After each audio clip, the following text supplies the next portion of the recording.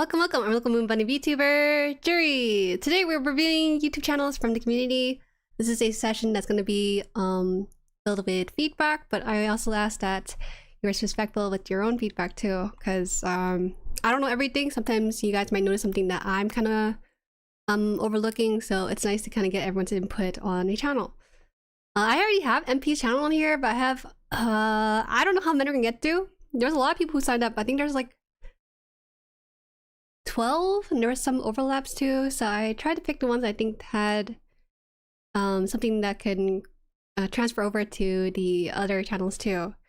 Give me a second here. I don't have any sound right now. Let me just turn on a sound of sorts. Let's turn on my BGM a little bit until we get to the video portion. Okay, that's fine. Let me get you guys. Welcome to everything. Welcome Cover Chef. Hello Dynamodel. Adonis, welcome. I'm confused by the big YouTube button in the video preview. I tried to click to start the stream. What the heck? Are you a boomer? What happened? We're here. Yes, I'm on time. I didn't have a lot planned today. I honestly was good on my time. I was honestly transition from university into content creation was a little bit difficult for me because I couldn't find the right kind of groove to fully immerse myself into the whole thing. And so it took me quite a bit. And yesterday I chatted with other creators as well. And I also did like a co-working session with Brennan, and it really helped me kind of pull me back to my motivation with some things. So that's been kind of going on with me. Also, I've been posting on 5 social medias, including YouTube. Well, 5 social media plus YouTube. It's been kind of rough because I don't know how to use stuff like Instagram, Facebook, and TikTok, like stories features versus like posting it. For example, I noticed that for a lot of Gunpla people on Instagram, they post only their finished work and they keep all their work in progress into their stories. So I look like a slob compared to most Gunpla creators. And it's been kind of, I wouldn't say difficult per se, but I have to get into the mindset of reposting across social medias. There is an easier way to do it, but I just choose not to because I like to sometimes fine-tune the caption per social media site. I usually type within Twitter first because I don't want my character limit to be cut off if I start typing in Facebook, for example, first. So I start out with Twitter, then I don't really like how Twitter sounds, so I try to revamp it a tiny bit to different social media. So if you see me typing out the same thing for each social media, please ignore me and just pick one. Pretend I'm like focused on that one channel or that one platform. Okay, it's really embarrassing. I really dislike typing the same thing on multiple platforms. Music is here. What else we got? I am being the allegation, huh? Welcome, One Sun. Rupanchi, welcome in. Ness is here, welcome. Channel feedback, she's on time. I'm always on time when I don't have things holding me back. Welcome Helder, welcome to S. I'm fine, nothing is wrong with me. Welcome Kyle, welcome Show. Hello, Crispy Applesauce. Hey, wait a minute, that guy seems familiar. Yeah, he seems a little familiar, hey? Welcome Hainu. Bicha, welcome. Oh, I wish Neil would have put some submissions too. Yeah. I was a little bit worried because I think the first day only had 2 submissions, so I was like, oh, we'll see. We can make like a 2-hour stream out of 2 channels for sure. But we have more than 10, so we got a lot to go through. But I don't think we're gonna get through all of it, so I'll try to get through as many as we can. Good morning, Miss Moonmoney. Hi, Fool. Welcome in. Welcome. Welcome, Dad Cat. Hi, JueriHaan. Hi. So, so the general direction for this stream. We will be reviewing people's submission first, so we can have an idea what to focus on. There's also a lot of things we could focus on between like branding, pacing, storytelling, editing, and so it helps to when the person submitting their form specify what it is that they're looking for. If not, we can go for more general overview, but that could take a long time sometimes with some channels if they really wanted to. And something to consider is that some of these channels are more casual than they are like going for full-time or hardcore with it. So that's also something to consider, because something I would not recommend would be like, you should go search out for sponsorship, or like something if you're just doing it for casual, for fun enjoyment and stuff.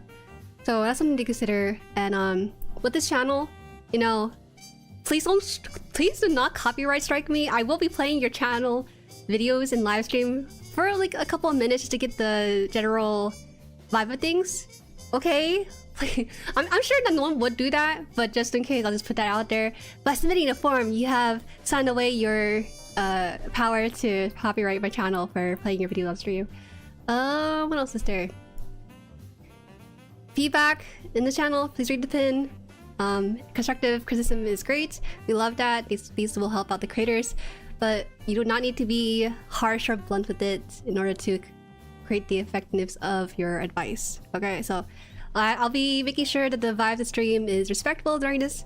When Cho is here, which he'll be later on, I gotta refresh my channel chat because I remember he'll always yell at me. When he's here, he's gonna also keep check with that too. So, yeah. I just realized I should correct my channel may include foul languages because I speak that way. That is fine. I don't mind if people curse in their stuff. I just personally don't curse. Because I have IRL people kind of watching me, like, you know, Mama Han. So I try to keep it clean just for that. Morning Nishoku, welcome in. If Jueri, come check on this reviewing channel would be wild. Hey man, I don't know. Interestingly, I don't get notification when people watch my stuff for review content. One time, I was digging around YouTube and I found a section where it tells you where your content's being played. And I saw that someone was reviewing one of my VTuber videos. So I thought it was interesting. I was like, huh. I don't know how I feel about this. I mean, it's fine. Like, I don't really care. I actually I watched it to hear their feedback and stuff. So, you know, I would never really strike anyone. There's no real reason for me to strike anyone unless they're legit putting up like a one-to-one of my stuff on their channel. Man, I didn't think Aniplex strikes you? Strikes you, actually? Did you ever finish the Zeta? I will be finishing the Zeta. I need to pick it back up next week, because this week we're finishing up the Epion. Okay, we're not finishing. We're going through the Epion for Saturday, but next week I want to swap over to Zeta, because I feel like I want to build more into it. I curse way more than Sandra's stream, but we just pretend the other ones don't exist, because Nandu one was glorious. Okay, so first we have... let's see, MP here. Let me pull up this form so we know what to look for. And we go look on the build. I'm about to start building an MG unicorn. Nice, nice. That's a fun build. It's a great build, actually. So first one is MP. Wait. Okay. So MP says that the specific feedback they're looking for is editing and branding. And their newbie with DaVinci Resolve want to know how they can make their videos more visually interesting. And they're going to be more of a casual side thing, informative. And they want to know how to make things concise. So 3 things. Just noted: editing, branding, and concise. Oh, not this one. Let's see here. He said editing, branding, concise. So let's try to look through this here. I don't want to shrink you guys down. You guys are too tall. You guys are too tall. You might be eating up the channel space. Alright, so first thing first, when I look at your channel, I like that your branding makes it very obvious what you're all about. The banner especially tells you that. The only thing I might change is the profile picture. I would honestly remove the ring, only because the ring is something that doesn't really fit the branding visually. But other than that, you have pretty solid branding. Like the description. Firstly, I probably moved this a little bit to the front instead, but that's fine. It's not a huge deal. Okay, that's good. No, I'm not gonna lie. It kind of scares me how much of a behemoth you are in the niche that you're in. All right, it's like 42K on a 1 hour video. That is crazy. Now, one thing I would say, if you are making long form videos like this, is to go into your channel's ad slot and just put a bunch in. I actually carpet bomb my ad slots and then have YouTube tell me which one they remove, and then I remove that. I would honestly do that if you're looking for that. Let's see. Once you finish RZ Epion, are you planning to buy special coding Epion as well? No, no, I'm building one Epion anyways. I love new type. I'm sorry. I love Type Moon so much. That's not a raid. That's basically a Tsukihime CG. Oh, is that what it is? Okay, if it's the branding, then I won't mind it too much. To be fair, no one ever reads the channel description. That's true. I just personally, my personal belief is that when it comes to the channel, I believe in the 1%. The 1% change in the channel doesn't seem like a lot, but then over time when you add on top of this 1% with another 1%, it starts to build up to something much more different from when it first started. That's where my personal belief is, so I try to make sure everything is tidy and clean. Also, wait, homepage. Homepage is great, actually. Homepage is great, has everything you would want to see just to get an overview of the channel.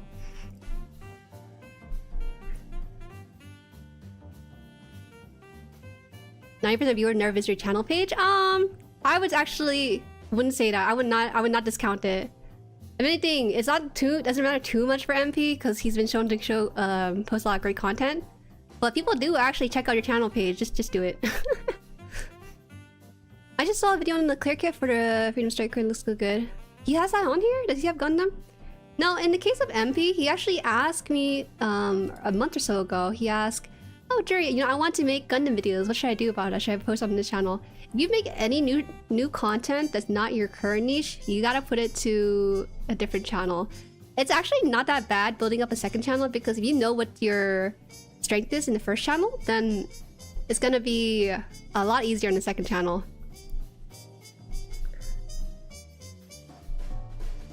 I want to become hi welcome Elements. I want to become Mecha Model Kit Reviewer. VTuber, not just add English content but also to Spanish speakers.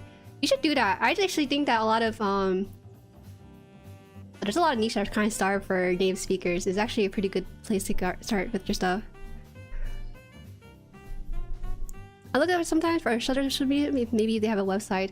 I look at the page, and I'm sure a lot of people do. I don't think we should totally underestimate it. Because if I find out that you only do one video of Gundam, everything else is on Transformer, I will not follow you. I'm sorry. That could be like the best Gundam video ever, but I just can't if you don't have that kind of history with it. So if people do peek at it, I actually think homepage is so important. A lot of new channels don't have a homepage because they don't make it for you. You kind of have to build your own homepage. I think that's like a very important thing to consider.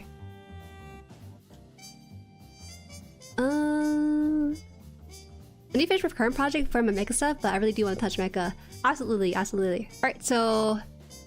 Bro, you're crazy. Getting 40k view. I'm sorry. Like, I can't forget that enough. No, interestingly, I would honestly... If you were a different creator, I would tell you to shift the thumbnail a little bit to make it more... Well, these are fine, but some can be a little bit hard to read, like this one right here. The one... My mouse is not showing. Let me show. Change that.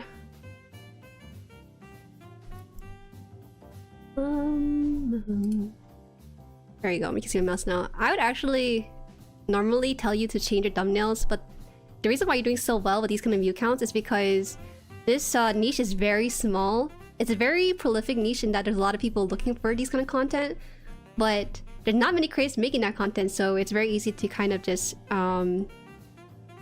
build up in that niche and be a top creator with it. It's great though. It's good that you're passionate and you offer that sort of informative stance for people who are looking for the information they need for the channel. FGO alone gets views? Yeah, FGO, man, I love FGO, but I was never that deep into it. But I know people who are, it's basically their lifestyle because it's many people's first gacha game, which is why it has a strong hold on people, right? It's great. Something to consider interesting. Sorry, but need a new. It's fine. You can give me a nickname. It's fine. Let's see. So, if I were to say something, homepage is good. It's fine.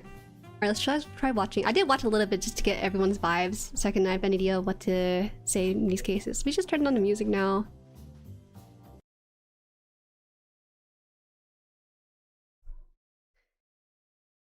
Give me a second here.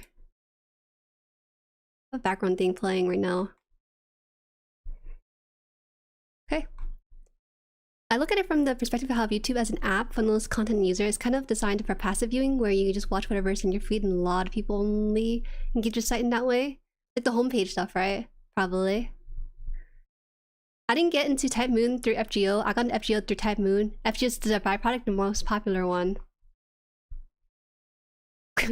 Oh my god. This works out. Okay. So let's see. You said you wanted to know about the editing, branding, and concise. Branding is fine. I think it just works out. You don't really need to care worry too much. And I'll start like around here. Sorry, I like clicking around. Hey guys. Oh god. It's been a while. It's MP. Hi, I'm back again. Here to do another. I like that. I like how personable you are. I was worried you're gonna be like a little bit too scripted, but I feel your personality comes through so well with this. But oh my gosh, hold on. Hold on, let me... Was that too loud on my end?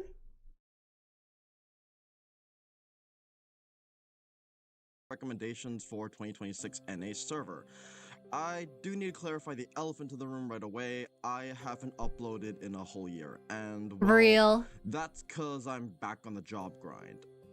And also, I've recently become the main host of a Key podcast, so if you like Key visual novels like Clanad, you can go check that out. That's basically where all my upload schedule has gone to for this year. Oh, okay, but okay. No, seriously, because of those factors, plus also my old computer kind of dying, I basically had to start everything from scratch, again, including editing, assets, scripts, literally the whole shebang. Hell, I don't even know how this... Oh man, you know, I feel like normally I would advise against this, but it's just so personable and very, it doesn't feel very scripted in a way. It just draws you in as a new viewer, like, oh my god, this guy is like it's so cool, and he has like his really neat personality and being vulnerable and stuff. I don't know, it just feels like very human. I was worried you were gonna get like the Watch Mojo top 10 you know, moments from Simpsons or something. I thought it was gonna be a lot more formal, but I do like that you were able to kind of pull people in with your personality first and leading with that. That's a very strong personality, a strong personality for a content creator to have. Rip a MacBook. I'm scared now. I'm just here to say hi, but I'm scared now. Don't be scared. Now, I'll write this right down. Write this right now. Here. So one thing is editing, branding, and composition. So one thing, let's do here. Volume. I think volume is so important. For volume, you want put your voice at -6 decibels. I forgot the signals for it. -6 for your voice. -25. About -25, -30 for music. Around there. Oh sure, I should probably label this music. And any sound effects, I personally put them around -12. For sound effects. I just noticed how quiet it is. It might be kind of loud if I play other videos, so I'm gonna turn this down just a little bit.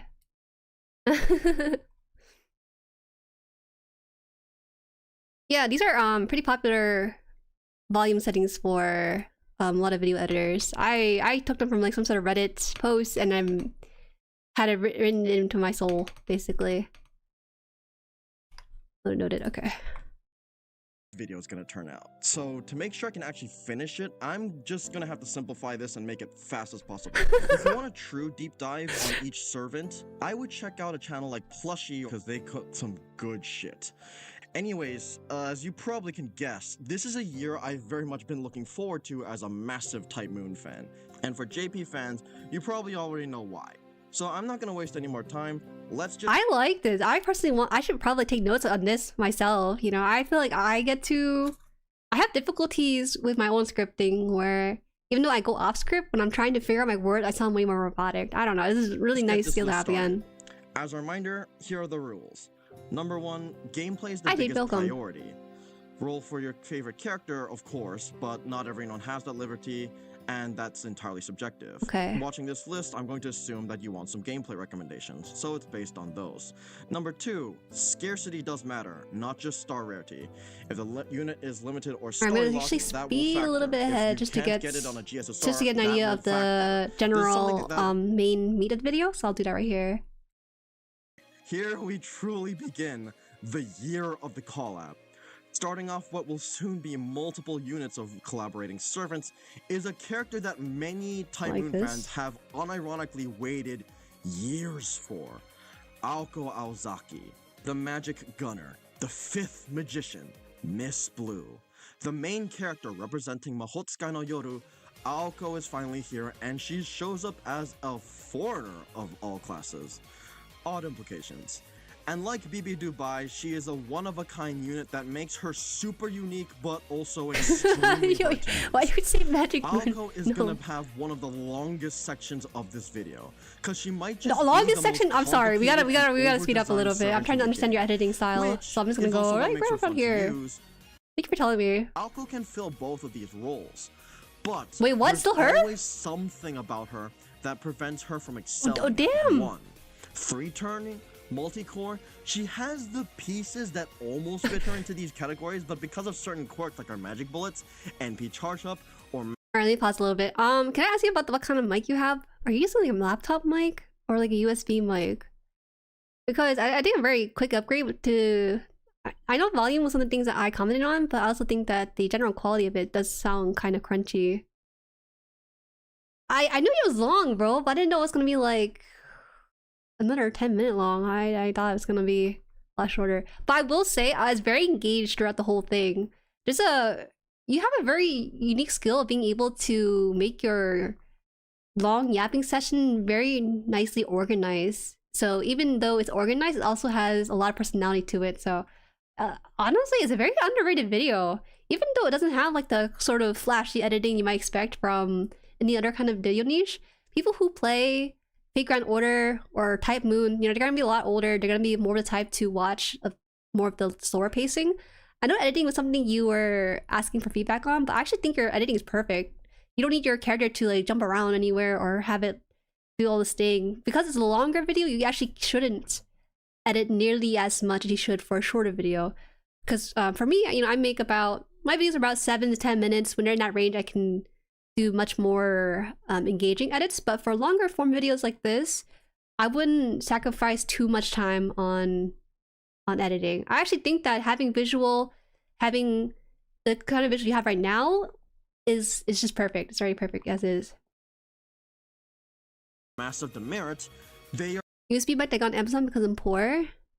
That's fine, that's fine. Are all less overpowered than oh wait, do you have like audio filter from OBS onto your mic? That's also some way to kind of take the sort of breath of the voice and fine tune it into at least a sort of cleaner sound, even though the quality of it is not nearly as ideal. Just asking that out there. No worry, man. Sorry, I can't focus on the comments. I'm working on stuff. That's no worries. That's good. Late, welcome in Patriarchy. We're just on the first channel right now. I want to submit my channel for this, but I didn't think it was appropriate. Oh, it's fine. It's fine. You'll keep this in mind? Okay. Well, that didn't answer my question because I asked you a yes or no question whether you have OBS filters. Howdy, listener. Welcome in. Welcome in. Honestly, I see why you have 10k subscribers. Like, this is crazy good quality. Alright, so I'm gonna go watch a little bit more and then I'll wrap up for your channel for this one. Could be. Is Aoko bad to you? Oh, no filter? Okay, I'll send you like a quick I'll make note to myself on this later. Maybe just get this for myself. Send MP audio filter vid. I don't really like a lot of audio filter video because I feel like it's so dependent on you listening to your own audio filter. You can kind of copy one, but we'll see. We'll see. Hell no. I played JP just for her and she was some of the most fun I've ever had in that game. She wouldn't be making oh, that's so good! But she is a very high-end potential servant that nothing else in this game will offer. A role that is more suited to older players rather than newcomers. Even then, she should serve well for both. She is more catered to her own kind of gameplay rather than consistent gameplay. Though, as one of the big Type Moon heroines, you'll probably want her. And she comes during the obvious MiHoYo collab event, dropping in through banner 1. She's absolutely worth the role in I'm really my trying to discover opinion, this character just and for get a her sheer vibe, but I guess this is how uniqueness, the and most also of the the fact that is, she's one of which the is 4 fine. great Type Moon heroines. Finally completing the lineup long after waiting 2 years for Okay, an I'm gonna arc pause raid. here. I think we got the general vibes of it. That was really good. Like this? Oh, you have a Discord channel or a Discord server? You chose the FGO video, which is not much editing, yeah. Well, that's okay though. I feel like having a video that's not nearly as edited could be a good focus too. Did you want a video that is focused on editing? Let's just double check. I'll just look at one more just to get a vibe for it. Oh, thank God you don't push shorts, man. Thank God you don't push shorts. Discord is super inactive, do not join. Alright, that's no worries, no worries. Let's see. This one is about 15 minutes, so maybe we can get us. I'm kind of scared though. It looks like it's like copyrighted full-on footage from the anime. We shall. I think we. It's. I'm sure it's fine. I'll look at this one more. So, longtime Type Moon fans may remember the 2020 Oh, Fake man. Red Order New Year's stream. Lots of new content. It was a great stream with awesome quality of life. Muramasa breaking the meme, but the biggest shock was at the very end. The guys at Fake Red Order just offhandedly said that there was one more announcement, and just out of nowhere, suddenly dropped the Tsukihime remake announcement with trailer and release date all in one moment. If you were there, you remember the hype. Whether or not you were a fan of Tsukihime, if you were in the Type Moon circle, you would know about the sheer collective orgasm from fans all around the world. So, that day-long orgasm, right? I'm scared. I'm scared. I'm scared. What's gonna happen? Okay, we're done. I think we're done here, MP. I think a lot of my notes from the previous stuff is pretty much on here. So I actually think your editing is fine. It's actually pretty engaging, and it's not like hyper interactive, but it's like a good middle ground, which I think is very important. Lots of personality, which is great too. Like, you're on good track. So I guess like for me, it's just mainly volume for that, and hopefully, well, this is, you don't need to listen to me on this, but I personally would change just to have the white circle in the white background, just for branding consistency. You have a branding consistency for the text too? It looks like you used quite a different one, which is fine, I guess, because of the niche you're in, kind of being forgiving for that. But I do wonder about that. It's so interesting because you break normal channel conventions. Like, I would never recommend someone to have too many character elements like this one here against an illegible, like, you can't even see the skull guy's face. I forgot his name. I remember having him as a servant, but you know what I mean? I normally would focus on like one or two, but it's just so interesting to see that older videos just do not even follow conventional ruling for YouTube. Because audience is main focus, very good to know. Border is fine. Hey man, I'm just giving my advice. Because I had a friend that also had a border for his profile picture and he removed it because he had another person tell him about it. And I'm like, that's what I said. Border would only really work if he also had like something kind of accented somewhere else on his channel too. That's what I would think. Deku, hi, welcome. Welcome. That's a gameplay PV, not an anime. Oh, okay, makes sense. I could have played it just fine. I got scared. It means literally first person all the time he has seen from a Muslim. Your viewer is not hard to recognize videos.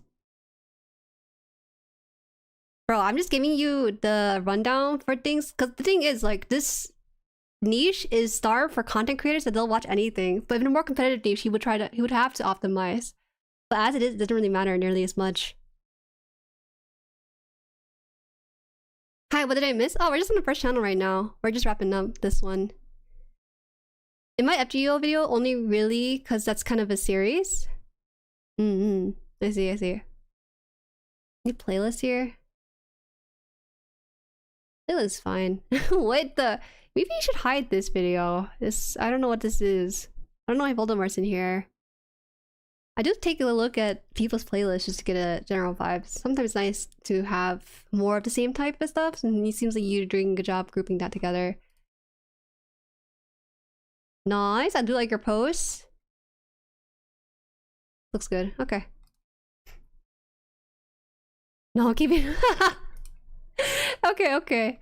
We'll keep that then. Alright. Let me just change this now. We're done with the notes here, so I'm gonna just put like this for now. Important playlist. Alright, alright. I mean, you share your meeting life with other people. I see what you're doing. Alright, so next we have I guess I'll go into this one here. This one's Dynamodel. I actually run in chat every now and then, right? So let's see. What did they write in their form? Let's turn on the music a little bit too. Let's see. Dynamodel.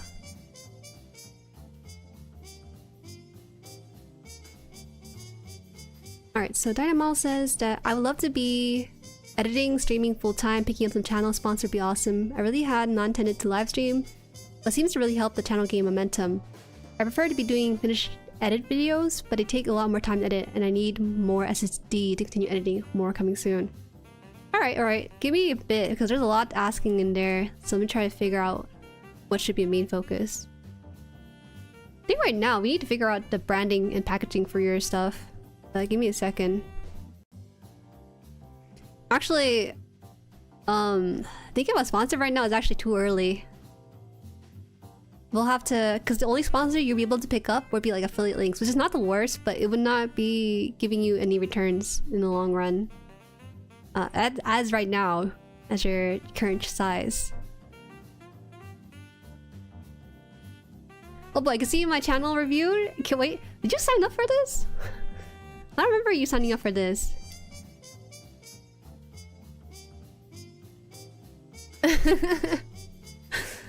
Got about for dinner, but not be back for a bit. Okay, that's fine. Welcome, welcome, Solemn. I don't even think so. I think I commented as joke. Did you? There's actually someone who commented and they said that they wanted to submit even though they didn't have 5 videos yet. Someone submitted with only 4 videos and I just had to unfortunately remove their submissions. Okay, so Dynamodel. Let me just write it down for myself before I forget because there's actually a lot listed here, but let me try to figure out. Editing full time, not 10 live stream. Okay. Alright, so let's try to figure out this video section first, if anything. I'm going to get dunked on, but I'm already learning a lot. Like, how do you have a homepages? I mean, it's not the worst, but I personally think it's just nice to have, especially if you do a lot of different content. But we'll go do your stuff in a bit. Shorts, live stream, playlists, posts, popular videos. I kind of regret spending my channel after seeing how you were absolutely not messing around when you said this was going to be serious feedback. What? I mean, I could be. I mean, what did you expect? Roasting? I want you guys to succeed. I could roast, but I don't know what to say because you guys have strengths in areas that I don't have strengths in. So I just keep it respectful and keeping a peaceful endeavor here. Cause like I said, like with MP stuff, he has really great storytelling, and the struggles with a lot of informative channel is that they have difficulties trying to connect with their audience without compromising their informative nature side of things, right? I think being able to be personable with your informative content is such a hard balance because it's so much easier just to be straight facts with things and maybe a couple opinions here, but talking about your personal life a little bit, like what's happening, it creates that really strong connection with your audience in video format, right? Live stream is more of my strength, and that's how I'm able to do it, but I can't seem to do it for videos because it doesn't seem natural for me. We'll see. Maybe I'll consider. I'm really happy. I should consider that for my future videos. Right now, I have a couple of videos I'm working through. All right, so let's see. Dynamodel, you have 6 videos so far. 6 video. Small bit of shorts here too, and then live streams seems to be like your main bread and butter. Alright, so let's see what has the most amount of views. Live streams are 124. 382. And then videos are not really pulling through. Okay. So first things first. I would honestly change the banner. I actually do think your profile is very charming. It's very recognizable. People, when they see this, they know you're going to be doing Gundam content. I would like to see maybe some semblance of this Gundam into your banner. If not, you can also take a picture of your Gundam with really nice lighting, really nice set, and then put it as your banner. That's one thing. Hope all is well. Yes, all is well. Hello. I was definitely expecting legit stuff for content creators among Jueris. I just wanted mine roasted. I saw your submissions. I actually did not pick it for the stream because I was like, I don't know what to say. I feel like it's just fun meme videos. You don't really want to touch meme videos too often because those are really personal to the person in terms of their sense of humor and stuff. Alright. That's how I see it. Alright, so notes. First one. You can honestly change the profile picture to be stronger. Because right now it's like looks like it's watercolor or pencil colored. Which is fine. Just not a lot of strong contrast to it. That's fine though. Okay, so change banner, because I feel like the banner right now is a bit too serious, but it doesn't really match the profile picture. I guess the best way to put it is sorry, match banner to profile picture.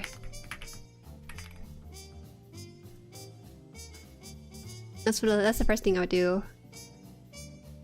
I had some meme videos on mine. You did, but you also had some serious videos I think that you benefit more from. Let's see what else. Match banner to profile picture. Oh man, okay, so let's figure out the video section. How long does it actually take to build Bandai's high-grade Ohana Aloharo Bear Guy set? Unboxing Axis model works. East of possibility. Is it Kshatriya? So okay. I assume this is like the third party. I wish YouTube isn't autoplay when I hover over them. Oh dang. What I learned from building the Master Grade Gundam Dynams.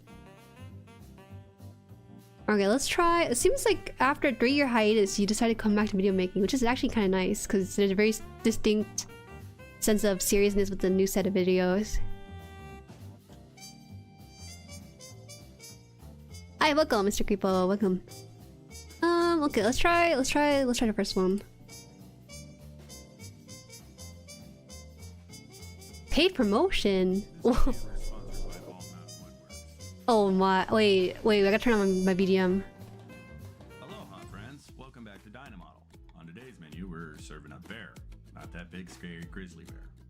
And not that guy that doesn't Oh, care. okay. We actually got to do the volume again. This adorable little guy is Bandai's bear guy. Ohana and Aloha is also known as the bear guy type F or bear guy number 9. I'm giving this little guy to a family member too. This one's for the kid's mom. Wait a minute. Hold on. Transition. That threw me off because I saw number 9 for some reason.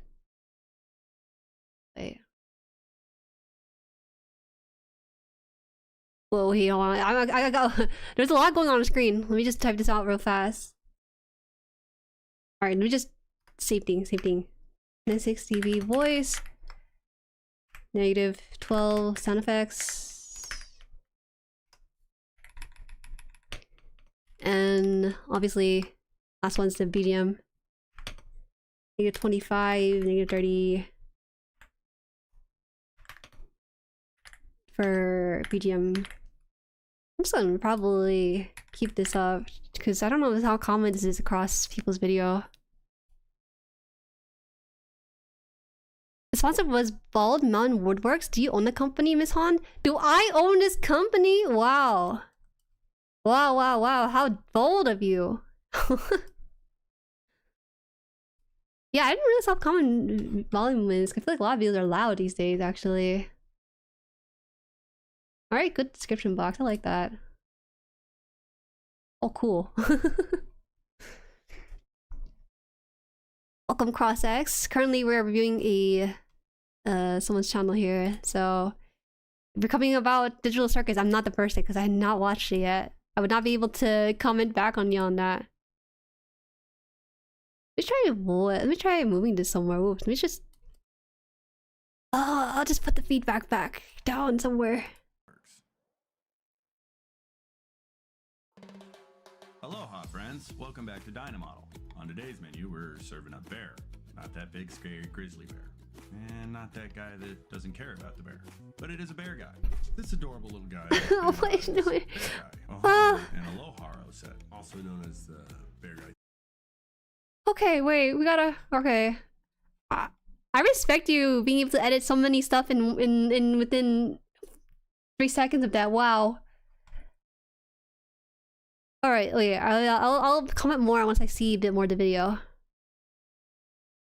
Type F or bear guy number 9. I'm giving this little guy to a family member too. Oh, he put number 9 because he said number 9. Okay. As I was editing the Dynamiz that she might feel left out, and I wanted to give her something sparkly. Is that It's also AI? a candy paint job, but I'll get to that towards the end of the video. This is actually a good-sized kit for me. I actually do like the commentary though. The size of the Zaku 2.0. It has 15 runners overall, 3 of them being poly parts. Damn. There's no inner frame to speak of. The inner frame's actually incorporated into the armor in the way that there's a lot of empty space. I didn't know runners come like that. Runner holders? Joints just basically attached to the armor pieces. Something I'm not used to, as I like to actually stick to master grade kits. The best comparison I have for this would be the master grade gun cannon. It's basically an oversized high grade. Maybe someday Bandai will revamp this, but I'm getting off track. Let's get back to this. What? There's so many stuff. Nice. They come with the first couple pages in color, and they're also translated to something you don't see with The camera angle's interesting. I think it works though, because my only complaint is they unfold like a newspaper, and I like my. it just needs more lighting on the setup though. That could be changed. Desk a little cleaner. So I'll jump right into this, and we're also going to speed things up a little bit, or we're never going to get through this. I actually had about 5 hours of footage on this build. One of the neat side effects of sharing these videos with you guys is I actually learn how long it takes to build one of these. Now, mind you, that's 5 hours for me. If you're a speed builder, you could probably get through this kit in about an hour or 2. It's not very complicated, and there really isn't that many runners. But I'm really not in a hurry as I do this. I like to savor my build. Oh, I do like the new camera change. This is the angle I prefer. Separating my gates is actually a 3-step process. I use some old nippers that I have and remove the parts off the runners. Then I go back with my God hand nippers and I trim the gates off the parts. Alright, so I think we can get a pretty decent amount of feedback. If you're watching this Dynamodel, I really like your speaking voice. I think it has nice cadence to it. It's very nice to listen to. Let's see. First things first. You can mention, I would not make this a very big thing, I'm gonna be honest with you, because people get turned off when the moment they see it's sponsored by within like the first 1 second of the video basically. So if it is sponsored, I would just make a mention of it, maybe somewhere on tiny top right corner. But I wouldn't make it like a whole thing, because then people feel like it's a advert, or it's like, you know, it puts the company in the forefront of it when it should be about you or your experience first and foremost. By Bald Mountain Woodworks. We gotta cut this part out too, because this is outdated. People don't do like channel cards anymore. Aloha, friends. I do think, okay, so I would personally cut out the first 10 seconds and just jump straight into the video. Alright, so let's see, pacing. Is Dynamo here? He was here earlier, I think. Well, he might not be here right now. I should have just waited until he was here so we can give it more direct feedback. Oh my god, Dynamo, you're here! Okay. His editing is really good too. Good shifts in camera angle, but yeah, that's sponsored by a part. I feel a bit off-putting. Okay. So let's see. What are you gonna be? Oops. Oh! Editing. I know this is small right now because I don't want to take up the entire screen econ. This is okay. I don't think he's gonna have anything top left. Okay, so you weren't here, but I was telling chat that when it comes to your YouTube channel, first thing is a good first impression. Your homepage is nice. You have things categorized nicely so people can get like a snapshot view of your stuff. The main thing that I noticed for the channel is that your profile picture doesn't really match the banner. So if you can maybe perhaps take a picture of a nice model kit of yours that's the same one as the one in this picture as your banner too, that'd be nice. That would actually help with more cohesion in the branding. There's a bit more I wanted to say about the packaging of the video, but I want to get to the media of the video if I can. And so, we just watched your video, and if you're sponsored by a company, you want to make mention of it, but you don't want to make like a whole title card at the very front of this whole thing. It feels like there's a huge stop sign in front of my face before I even got to know who you are, you know? So I would actually recommend just jumping straight into the aloha part up until 10 seconds in. So I cut out the entire first 10 seconds. Let's see. Don't do title cards. No title card or sponsor. Your first 10-second video is so important. It should match your thumbnail expectation and packaging. Immediate straight. Immediate jump into.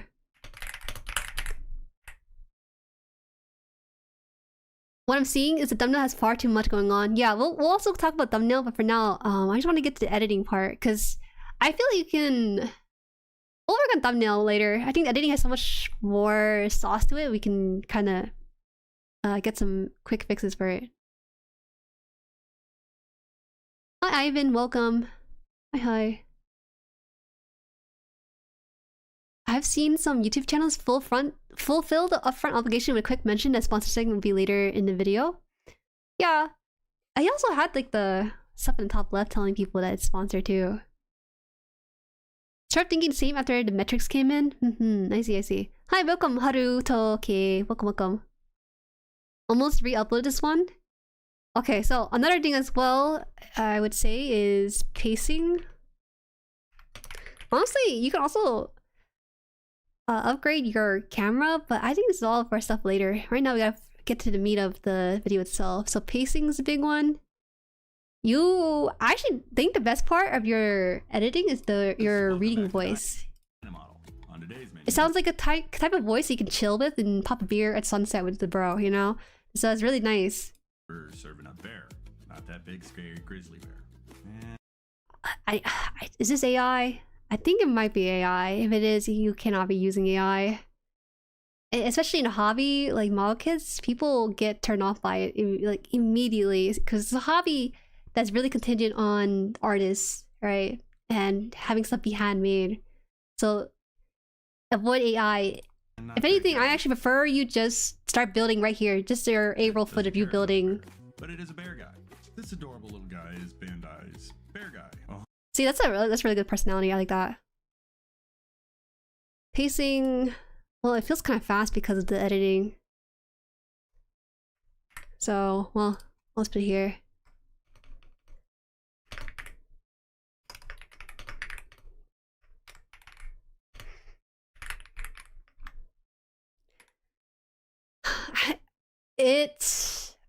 It's honestly okay to keep up right now, but for future videos for sure, definitely do not look into AI for your images. Like I said, some of the most watched Gundam videos are just people building, you know? It doesn't necessarily have like all these visuals popping up.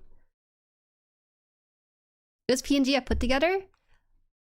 It might have been PNG. Oh, you know what it is? I don't think you used AI intentionally. It might have been that you pulled an image that was AI, but you didn't know. Because the way she's drawn looks like it. I can't really say for either of these other elements, like the bear or the guy, but she is. I think it's Gigi too. That's interesting. If it's not AI, maybe? I don't know.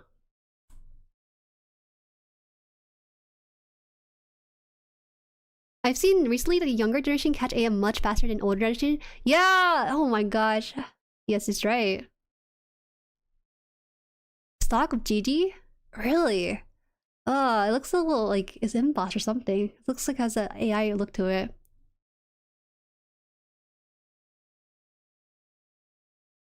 Okay, so one more thing. Let's see. I'm giving this little guy to a fan. You got too much. You got so in terms. Let's see. Slow down the editing. I would, if you want to linger on a scene, I would definitely linger on a scene for much longer than what's going on. Slow down the editing. With the Gundam hobby, people who are a lot older so they don't really do too well with the sort of key dangly edits. So you can take advantage of that and do slower pace editing and do less edits. Because if you're doing a more efficient route where you're doing less of that, you're able to pump out video without burning out. Okay. It's hard to say how to improve that. I think that's just a sense you get when you watch videos that you enjoy, while also kind of being critical of your own editing too. Family member too. This one's for the kid's mom. I realized as I was editing the Dynamiz that she might feel left out.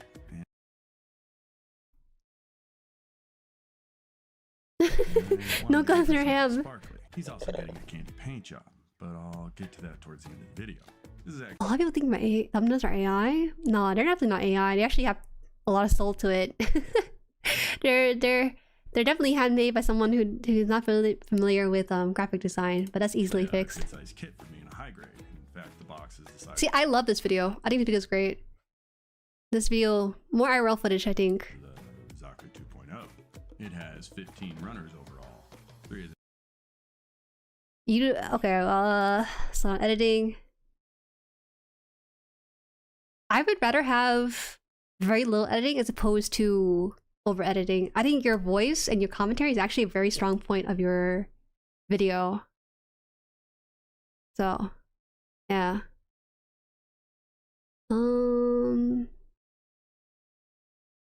Cause it's hard to give you exact advice, because when it comes to editing, it's a lot of different creative decisions, I should say, that may work in one situation but may not work in another situation, right? Them being poly parts. There's no interference. This is really cool, actually, this part here. But I don't know if it adds too much to the what you're saying here. Frame to speak of.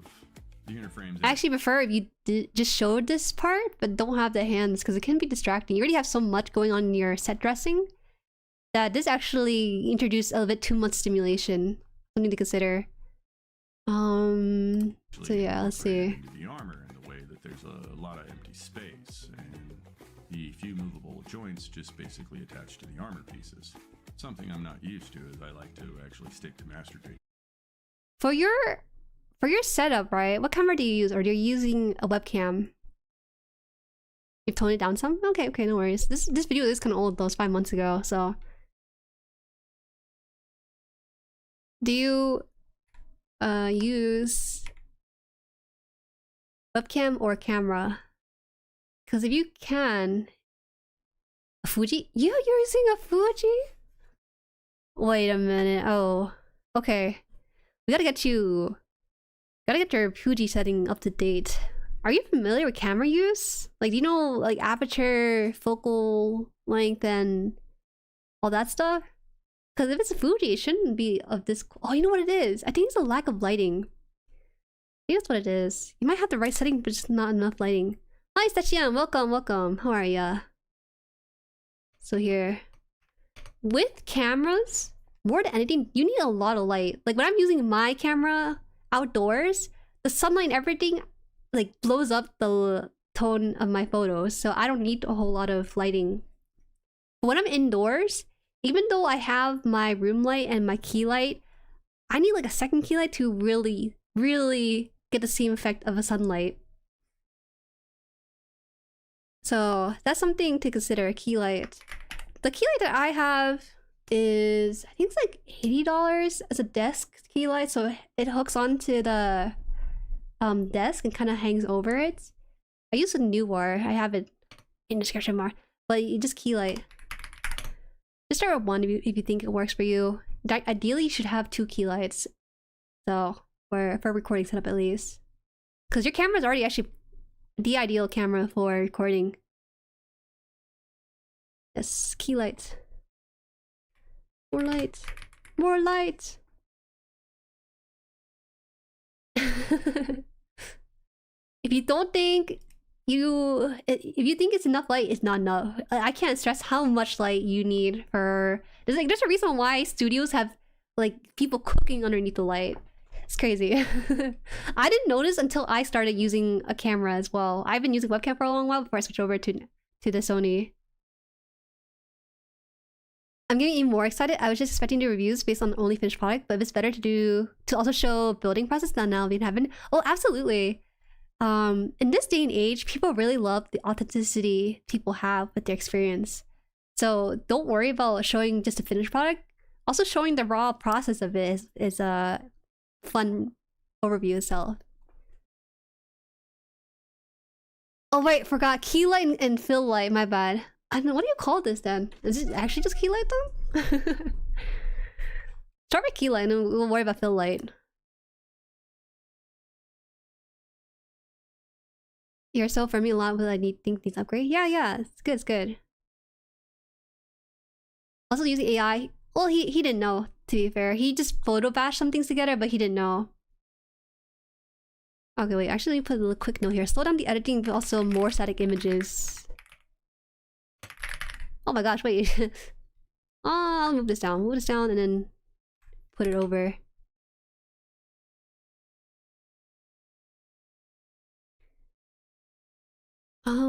Slow down the editing. This is fine.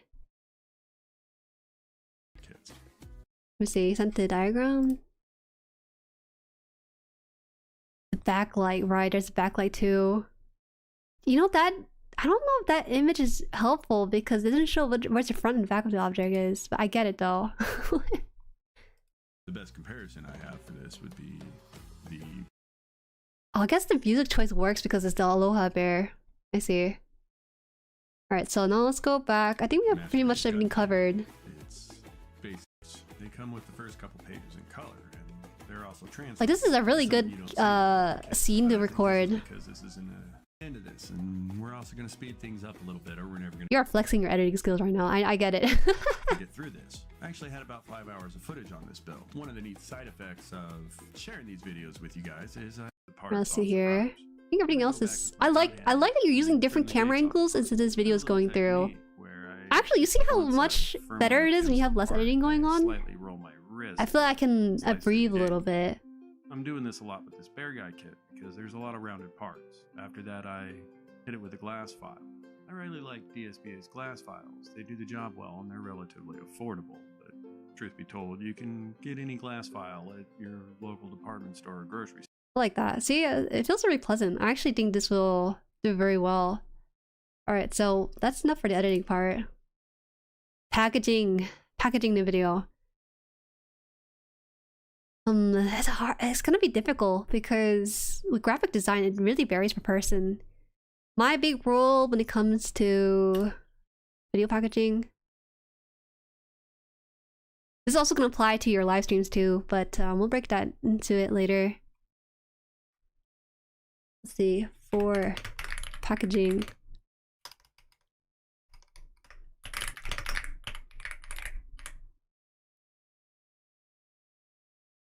I was trying for a fun hook and then slow down more as the video goes. But that's good though. It was really pleasant when... Because I feel like I was able to focus more on your personal story. But I think people can really lean in on when they watch this video. It's really nice. In hindsight, I thought I was too busy. It's good, it's good. I mean, a lot of time has passed in 5 months, so you probably had a better look now that you're more distant from your published work. Okay, so when it comes to packaging, the length of the video is actually really nice. How long does it take to fill Bandai's high-grade Ohana? Unboxing what piece of policy is it? Kshatriya? Then conquer ambition when I learn from building. I like this title. This title is nice. This video here. This video is... Well, it could be improved. But this one works. So I'm not too sure of, and I'm not sure about this one. How do I say this? It's hard to really put into words because how many people are going to look for this specific kit? Something to consider is the searchability of a kit, because I don't think people really care about how long it takes to build this kit. I think more than likely people are interested in hearing your experience with it, but not really know the answer to this question. Does that make sense? So for video packaging, Race Studio is great, but Race Studio is kind of the upper echelon of content creators.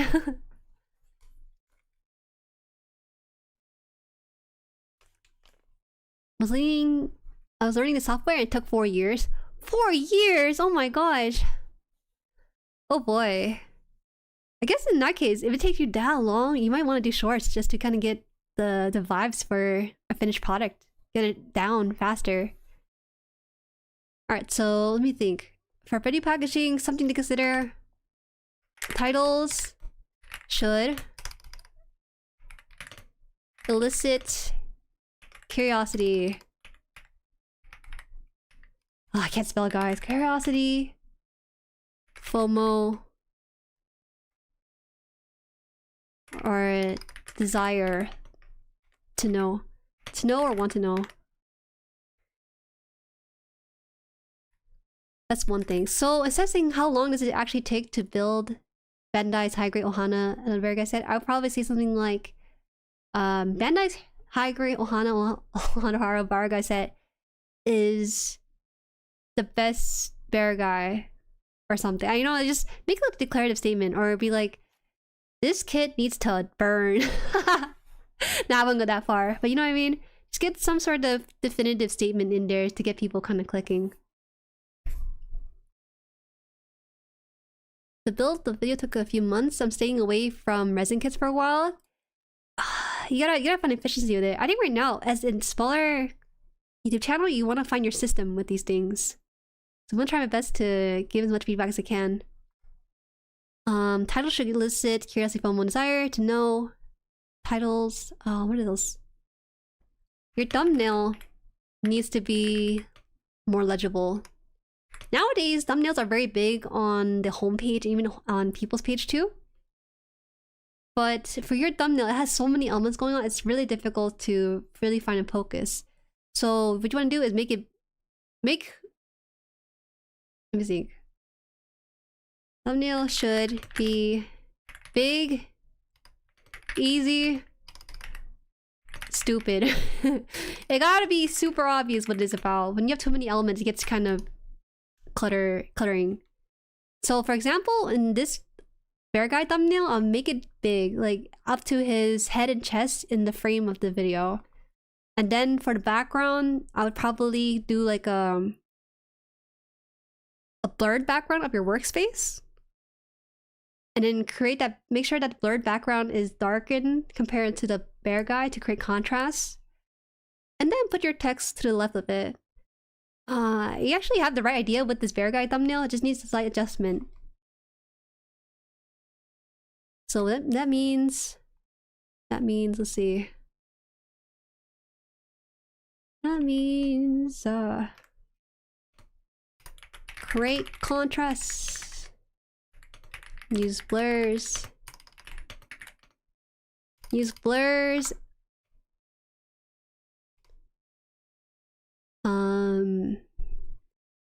Ideally, 1 to 2 subject in focus. And like 3 words or less for the thumbnail.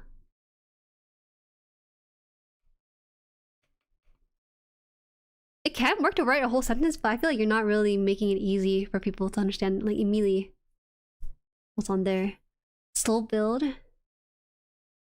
Slow build hits different. I might change it to something like slow build equals, like, slow equals fun or something. I don't know. Hi, Jerry Sensei. Hi, Renan. Welcome in. Think of your thumbnail as billboard for your highway. How can you best utilize this in moment glance of someone driving by for them to exit the road and come see your product? Yeah. Actually, if you look at my homepage, though, memorize your thumbnail right now. If you go to my homepage, I hope it's not embarrassing. You can see like how little element is going on in the thumbnails. Each of these thumbnails follow the rules that I basically laid out in the notes side of things. Very easy to read, very easy to understand immediately on first glance what's going to be, alright? The title is a nice compliment to the thumbnail, but the thumbnail is first and foremost going to be important. Let me see, video packaging thumbnail, title. Oh, did it not show? I thought I typed it in. Oh my gosh, what happened to my notes? No, it should show. Hold on, I don't know why I like truncated that for some reason. I guess I wrote too much, and now they're like, hey, what up with that? So I was typing the whole thing, I didn't realize it's not showing up. So let me just open up a new... I wrote video packaging, so titles and then thumbnails right here. Why didn't it show up? That's fine. Let me make another notes thing. Duplicate this. Paste reference. Or hold on. Delete. I gotta do this fast, man. I didn't think there was a limit to notes. That's why I was really surprised by that. Okay, there you go.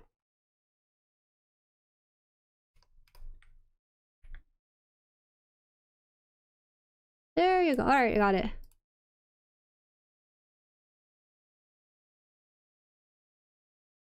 I kind of make content. Good job, Jerry. Content is fun if you have time. It definitely is fun. It's a very creative process, so it's very vulnerable too. You have to make something and then put it out there, and it's not going to be the best at first. So it takes a lot of critically analyzing your own style and your own content to figure out what you need to do for the next one. And it's actually a lot harder to do that when you're inside that headspace of yours and you're making these stuff. So it's a lot easier to kind of get the feedback when you have other people looking into it. I might make this idea true. I'll need to find a standard for the figure in their scales. What would you recommend for each scale in the official side? Bandai? Scale? I'm not really sure what you mean by that, because you're asking about scale. What is it? Dalong.net? He uses like a cigarette box as a scale. Full disclosure, those GBO2 matches should be deleted. I kind of forgot they're there. I do different thumbnails for my live stream. YouTube picked those. Facepalm. Yeah. I know that. It's because these videos are like 3 years. I just assumed 3 years ago they're not going to be relevant to the feedback, so I was looking at these 3. You need to have a lot of heart and to have the mind to receive that. Yes, absolutely. We're all from the beginning. We were never stop improving. I cringe back thinking about my first live stream, man. But now I've been doing it for like 5 years now. So it's like least of my worries. But I still have things I need to improve on. I'm always doing that too. Alright, so let's see. I'm actually gonna ignore shorts because I don't really have a lot of experience with shorts. And it looks like it's hard on your channel. You don't need to worry about shorts nearly as much. I would just focus on... Well, okay. I would only do shorts if you're trying out new editing style. Just look quickly look at one. Oh my. It's not you, it's me. Oh dude, bro, you definitely need lighting. Oh no! Alright. Incredible video, but there's no lighting. Looks like I bet this build is really cool. I bet the build is cool, I just can't see any details. Okay, so live stream, that's something you wanted to ask about. Let me just grab my note sheet for that before it goes anywhere. Create contrast. Honestly, contrast between the subject and the background is very important. And I was typing out another thing too. Less than 3 words. Oh, okay, yeah, my bad. I didn't mean to send you guys hearts. Less than... Oh, sorry, 3 words or less. I don't know English. 3 words or less.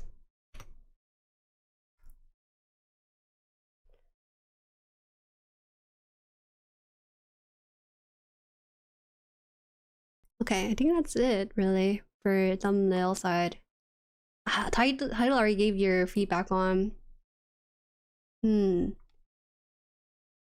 I wish in a perfect world you can make a video about anything, but you'll be careful, because, like I said, I think there are people out there who will be interested in seeing people experience with the Aloha bear guy, but the speed of it is something that people might not be as interested in. That's so hard to shoot. The camera hated it, and I so need better lights. Yeah, I think some of the you can kind of. I don't recommend marine lights at all. I feel like the full-on lights, the key light stuff is just so important. Okay, so I'm gonna give quicker feedback for this because I think the thumbnail is something that applies from video to live stream as well. Emergency Shorty, I'm alive, but did you miss me? DBO2, what should we hit next? I don't really know how I title my YouTube videos for live streams. I guess the same applies. You gotta think about the audience as opposed to yourself when you're titling stuff. Rather than like, I build something, sometimes it works, but it could be like, is the build for this great? What else?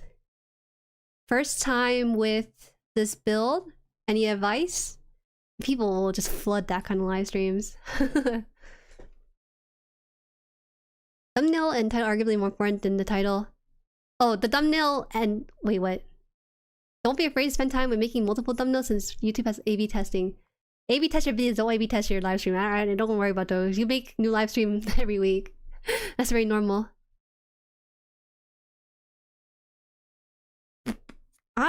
I would actually move keywords like Gunpla at the beginning of titles. That's more of a personal preference for me because the moment...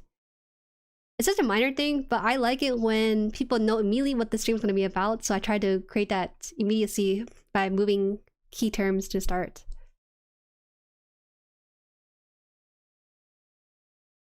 Girl, I changed my live stream thumbnails mid-stream? You crazy. Well, I don't know how often you do live streams though, so maybe it's not... If you don't stream nearly as often, maybe? I don't think I really get live stream VODs all that often.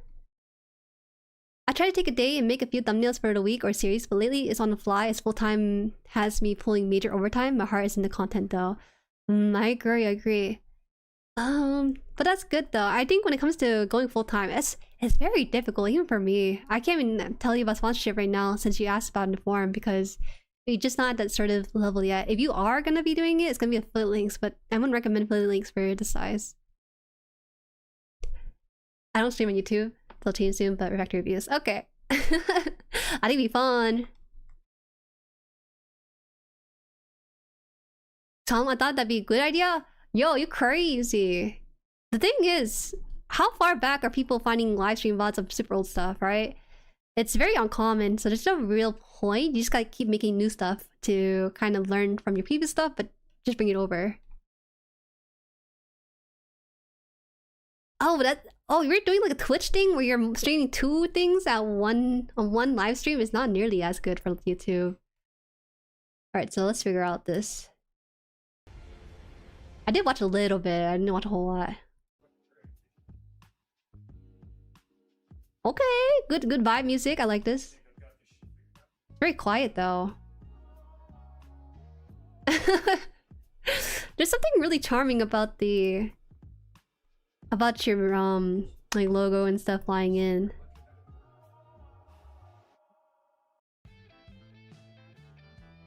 Okay, actually not too long waiting trying scene screen like that. Whoa. It's okay to cough, but just mute yourself.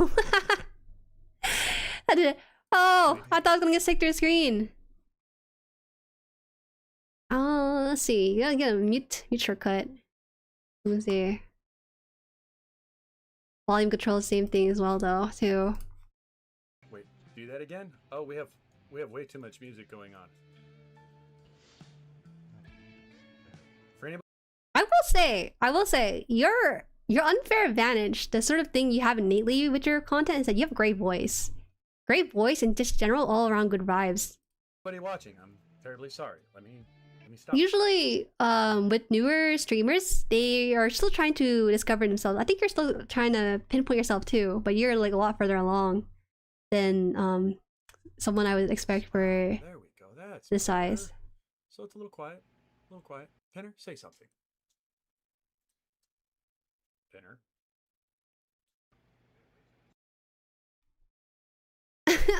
Why did no one tell you you were coughing to the mic? I was so shocked no one told you to mute yourself when you're coughing.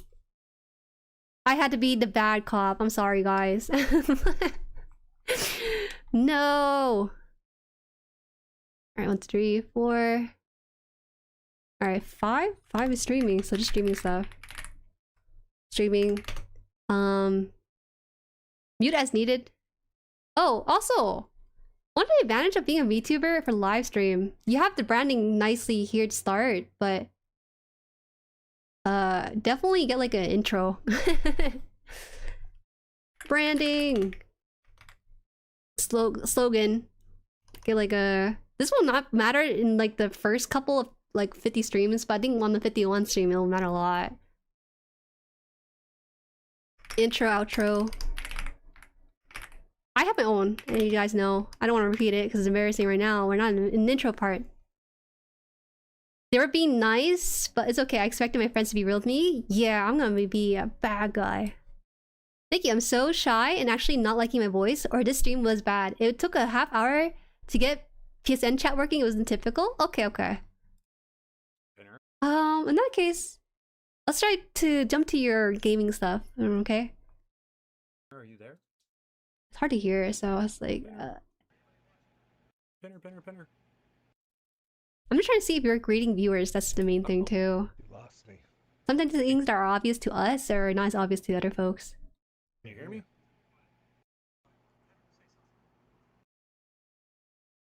Uh-oh, what have I done? Seeing hearts in the build stream, the game streams are fillers when I can't build. That's fine.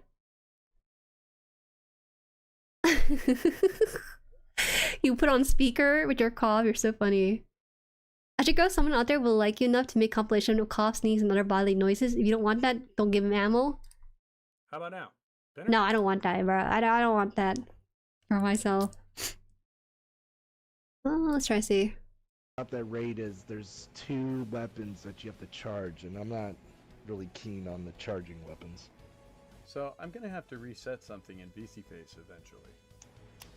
I suddenly realized that... Why is my neck crooked? It's driving me nuts. I know there's gonna be a lot of scuff with VTubing. You can't really help it. You gotta play along with the... You gotta roll with the punches. Headphones, I wonder. It could be. I think it is. Wait, are you actually collabing with someone? I'm gonna move this camera. I think that's the problem.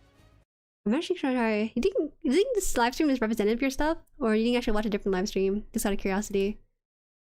Now, we might have this. We're almost up to 1 minute left for those other guys. Stun lock them, go. If you're collabing with someone, you might want to mention it in a title.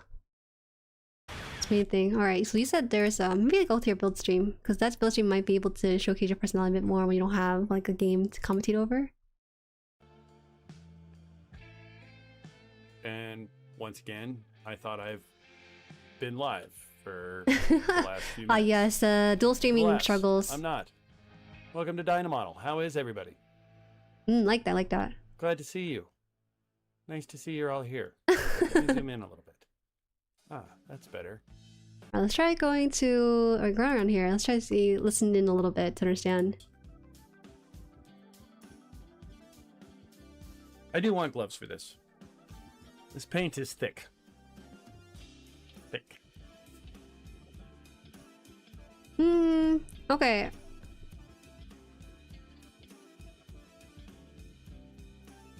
He has charisma? He does have charisma. Because it treats men unfair and gives more privilege. Ah, yes.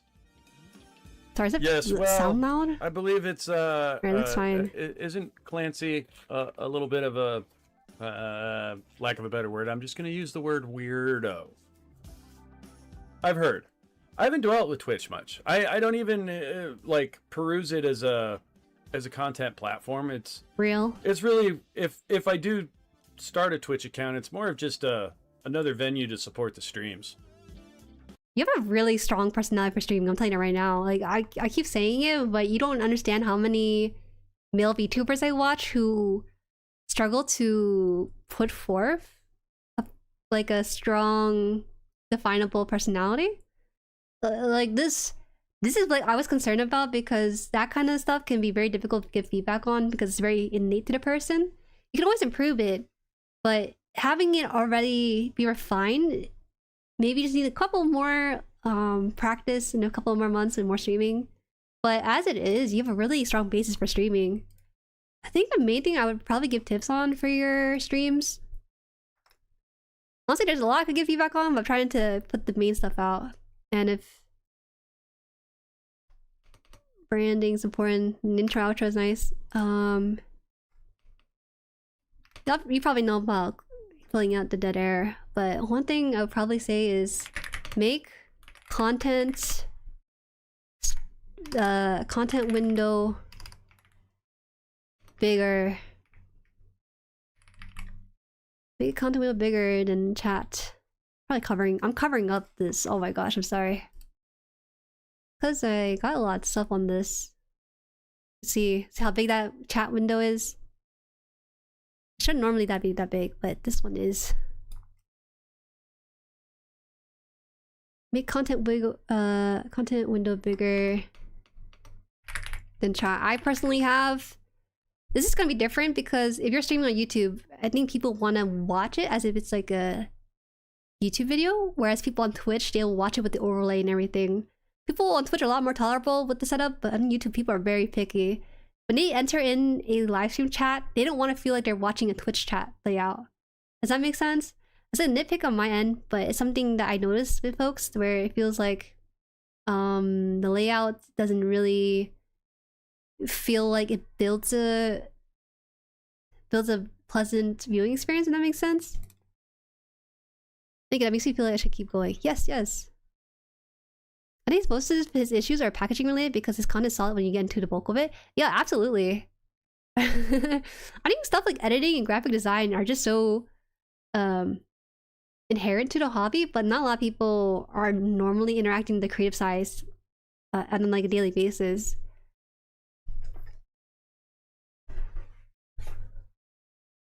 If I can give some advice about talking during stream, you do not have a conversation all the time, but you gotta emote a lot. Speak your reactions out loud. Yeah, it's a good way to go about it. Let me try to listen a little bit more. I'm honestly, I would be starting a Twitch with the hopes of driving more people to my YouTube page. I don't know why, kind of but expand my reach. But the model got really smug for no reason. It's really funny. Projection's great. It's really good. Oh my god, oopsies are talking to each other. Speaking of my reaction out loud is how I survive work and people give me looks. What? Nah, it's all good. I had chat overlay as transparent over full screen. I changed it because I noticed people watching unedited VODs and thought it'd help with context. I mean, listen, having chat on stream is like very important. It's just that your chat takes up more of the screen than it should. You see, if I make your way to notes, I think it gives a bit too much. And on YouTube, it doesn't really matter nearly as much if you truncate this in half. If your chat box only this size, for example, only showing one message at a time, it's fine because on YouTube and even on mobile, you can pull up the chat screen on the right side. This one has it. Okay, here. So they can get the full context here. So don't worry about having to show the entire conversation. It will show up here if this thing worked nice. I swear it does, okay? It's just I don't know why I didn't show it. But they do! There you go, I had to play the video a little bit. So don't worry about showing all the conversation. Just like the current one you're focused on. It's more important. Maybe I should change it back. I thought it needs a rework. I sort of felt anyways. Well, I understand. Sometimes when things are stagnant, you feel like you need to do like a huge shift to feel something. I totally get that. We're back? Okay, thank you, Joe. Let's see, let's check your older. You said you changed the layout? Yeah, this is great. I actually like this one right here. Again, just more lighting, but having the chat kind of okay. Minor thing, I don't know if you know how to truncate your window like this. Let me see if I can do it on here, because I could. If you want to crop something, hold down Alt and click. Okay, Alt, click, and then drag the window to crop it. Because that will help out with stuff. Screen econ. Alright, so that is my main feedback. I hope you got that note down. don't want to spend too much time. You know, we spent a majority of time on your stuff. I feel like your channel is kind of new enough where a lot of the bases I want to talk about is like covered with the basis for some of the other channels that we also had coming in too. Again, sort of a reaffirming question I asked myself. This really helped because I really need other people to tell me what they like and don't. Listen, I don't hate stuff. I just think things can be improved. There's a charm in soul seeing a new creator start out and kind of being unabashedly themselves. This is like a beautiful thing. It's very beautiful. Beautiful. I like it. One day you'll look back on this channel and laugh at your own stuff. Laugh at your own thumbnails and always wonder, man, how did I ever decide to do this? How did I continue doing this? It's because of being able to enjoy each live stream as is without the pretense of growth right now. Growth will come naturally when things also become improved based on the things I listed. Also, growth is really finicky because you gotta think about an audience first and foremost. But for now, I think the idea of growth and all that and the sponsorship is just too out there. I would just try to improve your packaging and your editing, and then it'll carry you further along. Cringe inevitable. I cringe in my own live streams. I was a different person back then.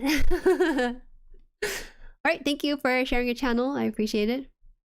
Thank you very much, Jueri and chat. I really so appreciate it. Yeah, chat was giving some real deep insights.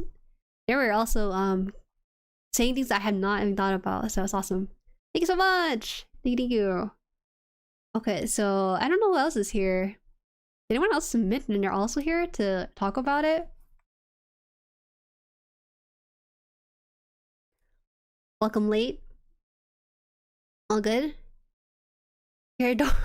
I'm here if you want. Alright, crispy applesauce. Look at your channel. I actually have it open up. Let me see. Hi, Ken. Hello, Jueri. That's a great game. Let's close it out. Alright, so I'm gonna close out this. Close out this.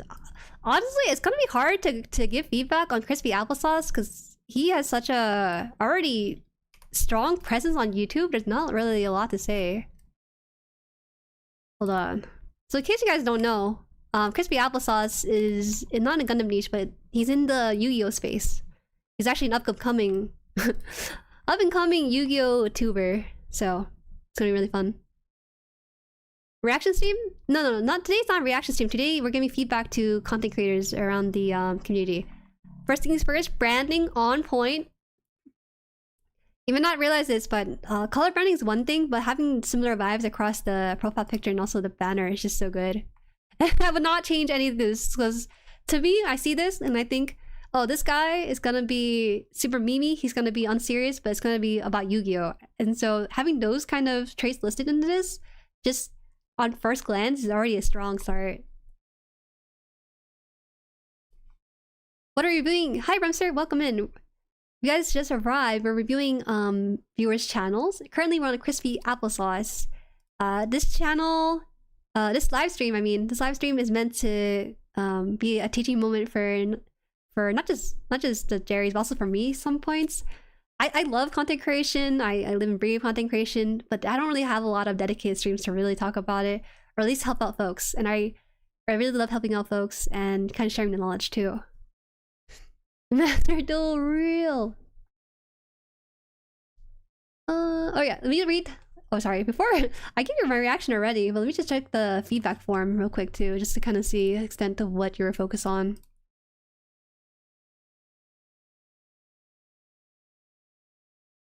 Alright, so let's see. Specific feedback I appreciate is packaging, but overall channel review is fine. So packaging, goals full-time eventually, and also wants to talk about sponsorship and how setting them up. Alright, I'll be able to cover those. Hopefully I remember number 3. First, let's do a review of the channel stuff.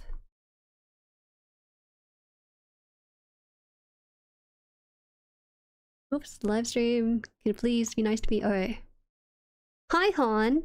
So this Nanju finally to get a Rose and Zulu? I don't even own a Rose and Zulu. This ain't even the stream where we're building either. What the heck? Alright. Let's see here. Also, boy, or hall. Already ate a little bit per stream. Thank you for asking. What are we doing with shotgun? Hope I didn't miss mine. It was on there. I'm so sorry to say animation. I'm gonna be transparent right now. I said on the forum you had at least 5 videos and you had 4, so it's very difficult to get a sense of what kind of content creator you're going for. You're a bit too new. You gotta make a lot of mistakes and revel in that before I can give proper feedback. Have you seen the Bandai Yu-Gi-Oh kit, Jueri? I have not. I know they have them. They have the puzzle piece, Millennium Puzzle. What's this? Alright, so let's see. Let's see. Packaging. First impression. It's very you. I see you have like a very easy to read thumbnail, which is great. Some thumbnails you do change style of, but they still work out. And I do watch your videos because okay, I'm gonna just be honest. I watch your video not because I just started it before the stream, but because I like to research other Yu-Gi tubers for Pepper. So I try to get a know-how of my friend's niche and stuff. So that's why this one already has some stuff going for it. I actually think they should have been higher in view count, personally. Because I think the cards are cute. Alright, child him in. Alright, someone fill him in. Let's see. Let's try to popping. Oh yeah, you need a homepage. Homepage, my friend. This is fine, I guess, if video's your main thing, but a homepage to kind of welcome people in, highlight what you're like best at, is a really good way to go about it. I just realized now, I forgot how often I go to people's video feed and not look at the homepage. Alright, let me just get that one in there. Homepage. You know, homepage is nice. You get to spotlight your subscribers, or not your subscriber, your members.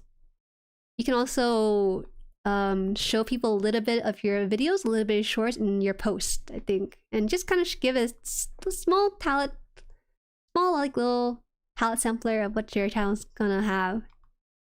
yeah. Homepage, something that not a lot of people tend to think about until much later. Right, so I try Yu-Gi-Oh! Duel Links. This one did not do well. I wonder why. I guess because it doesn't really scream Yu-Gi-Oh! Video right at me. Alright, let's see what else is here. That is very interesting. You made a membership video for a 13-minute video. I like this thumbnail, wow. It's a good thumbnail. I remember Pepper was talking about this one because he wanted to help you with this, I think it was, and he was asking me about it, and I was thinking it's a good thumbnail, but I thought it was for a live stream. I didn't know it was for like a video. This one's a little bit difficult for Yu-Gi-Oh watchers to click on, just because it doesn't really have the straight up monster that people are familiar with. Yeah. Let's see. Will this make Yu-Gi-Oh! Collectible again? Damn, I think that's interesting. You actually put the text over the face. That's so risky. Alright, let's try watching the video. The packaging... Is there a reason you use different fonts? You don't have like a font you can use for all your videos? It works out, but I think when your video is recommended on people's homepage, I think you're at the sort of size. You may not think so. You may think that 3,000 subscribers is not a lot, maybe, but you have really good reach. Like, even though your view counts here is on the lower side, I know that a lot of Yu-Gi content creators are reacting to your stuff. So actually, you're probably closer to 500,000 views. I'm gonna be honest with you. Like, you can low key put some branding on your stuff, and then if it's consistent enough, people will pick up on it. So consider unifying either like your font or some sort of element to it. You have an idea though. I like that you put background, character, and text. Like I do that too myself. I'll try to bring it together somehow. Let's try months of master. Sorry, let's try this one. Oh, hey there, down here. I like that. You know, I either join Duel Links at the best time or the worst time. You see, because whenever you see people talk about online clients for Yu-Gi-Oh, people usually tend to point to Master Duel as Konami's favorite child. And while everyone recommends this new favorite child, Is this your first time doing like a channel? Because this channel only has about 26 videos, right? I'm just curious. Because to me, it feels like you actually done content before, so I'm really surprised.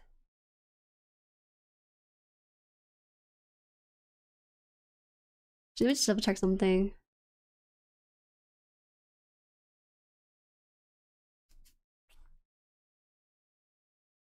He's green screen. Why no one tell me that?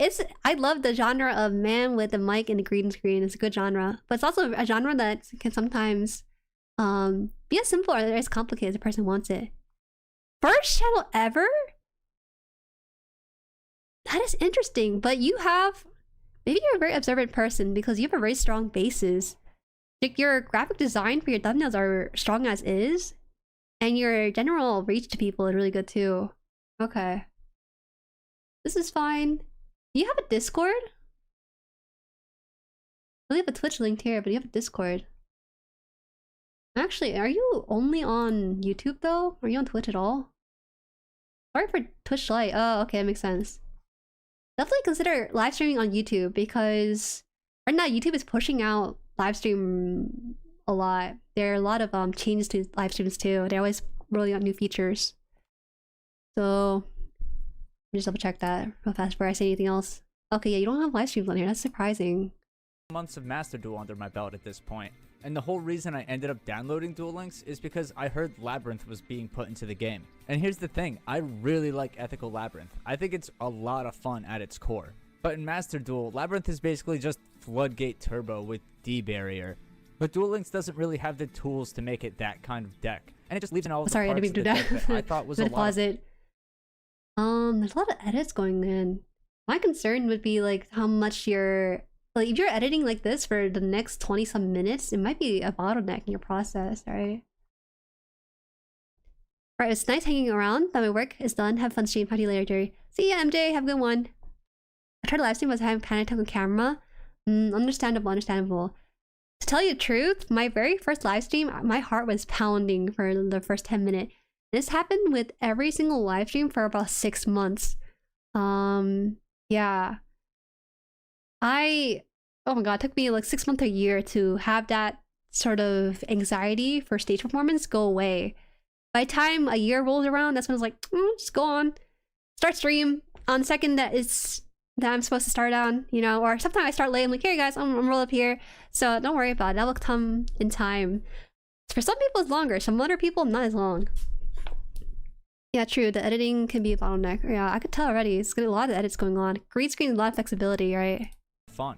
Plus, Labyrinth generally... Can I ask how long a video like this takes for your process? Because this is a lot of edit for a 24-minute video. doesn't need an extra deck, so I felt it would just be a nice cheap deck to start playing the game with. And I did take a peek at the ban list. When I first started, Therion was tier 1, and I just didn't really feel like playing that deck. So I made it my mission to build Labyrinth.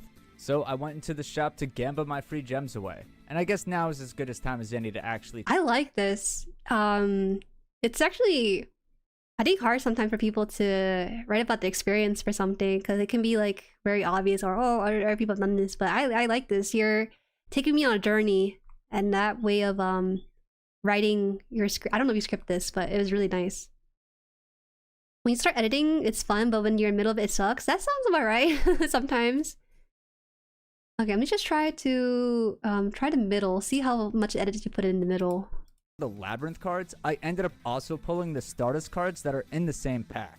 By pulling for these trap cards and the Forbidden Droplets, I ended up getting all of the extra deck cards I needed for this deck as well. Crimson Dragon was just given to me for free when I downloaded the game. And I got Necro Valley from the box chips because I guess intuition works. The only card I was actually missing for the deck was a singular Stardust Trail. And when I looked up where to get it, it was that Junk Forcer's structure deck that I got at the beginning of the game. And it turns out it's only 1,000 gems to get another one. So back to solo I go. And one solo grind later, I had accidentally made the best deck in the game. Which is a happy coincidence because now I get to talk about playing this monstrosity. And I struggle to even call it a deck. Because if you took these cards and tried to play it as a Yu-Gi-Oh deck... You had to have been like a theater kid. There's no way you're this comfortable on camera. It's really impressive. 20 to 40 hours between scripting, filming, and editing. If it's a 20-minute videos like this, 20 hours would be ideal, I guess. But 40 hours would be kind of much. Theater kid? Hey, man. Cheating. Cheating, I say. I admire that a lot. I sometimes regret not being a theater kid. Alright. Without the skills, this deck doesn't work at all. It is nothing without the yellow button. But with the yellow button... Yeah, your sense of pacing is really good. I think you're really like with storytelling too. It's probably one of the most powerful decks I've ever seen in my life. Like, no joke. I don't want to give you too much feedback on the editing because I actually think that over-editing would be removing the soul from your videos that's present there, right? Let's just quickly note some things down. No, I do think that if you're able to live stream alongside your videos, you would actually kill it out of the park. I think you're able to combine both of that. Like I said, your name and branding is just too good. I see your name passing in other... Because like when you go to Pepper's channel, for example, right? People know you. And you're only 3,000 subscribers. That's because a lot of your views are from people reacting to your stuff in the greater Yu-Gi-Oh community. And that's good. Having stuff be reacted to and shown on stream is a very good way to get more eyes on your stuff. So let me just put that down.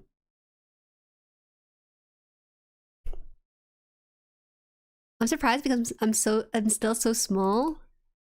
No, I don't think so, bro. I guess by number wise you might be small, but that's because you might need a call to action. You can put that down. Homepage, important. Call to action. Maybe I'll just... Do you have a call to action in your videos? Not that I recall one. A lot of new creators might feel cringe for asking for subscribers or something, but that's how you can get your stuff directly to the people sometimes too. And if you really wanted to, I actually think you're at the size where you can like make a Discord channel and then actually give people notification that you're going live or you're releasing videos much more reliably compared to YouTube's notification system. Hi Kaiman, what's up? What's up? Props for the bravery. It's good. Alright, call to action. I would actually put your call to action maybe around minute mark 10. Like, put it somewhere in the middle when you already provided some sort of value. Somewhere in the middle. I'm trying not to avoid. Let me make the font smaller. Curse you, OBS. Call to action. After. I think the note's too big, that's what it is. This will actually increase your sub count and reliability of delivering your stuff to the people who subscribe to you too. That's so important. Worry about coming off like nauseous? That's the same thing that MJ actually had an issue with, and he was here earlier in chat. Because we were talking for the first time, and I was like, you know, I think if you want to hit your subscriber count a lot faster, just do some CTA. And he wasn't really comfortable with it, but I showed him a couple of the ones that my friend did, and he seemed to really like it. Like, it's still, I think it works well with your personality if you're able to integrate it. Let me try to think. I don't remember if MJ or not. I think he has his stuff in here. My friend Blue Horizon also has a pretty good one too, but he embeds his CTAs like deep within his videos. Let me try to find it real fast. Let's see, MJ CTA.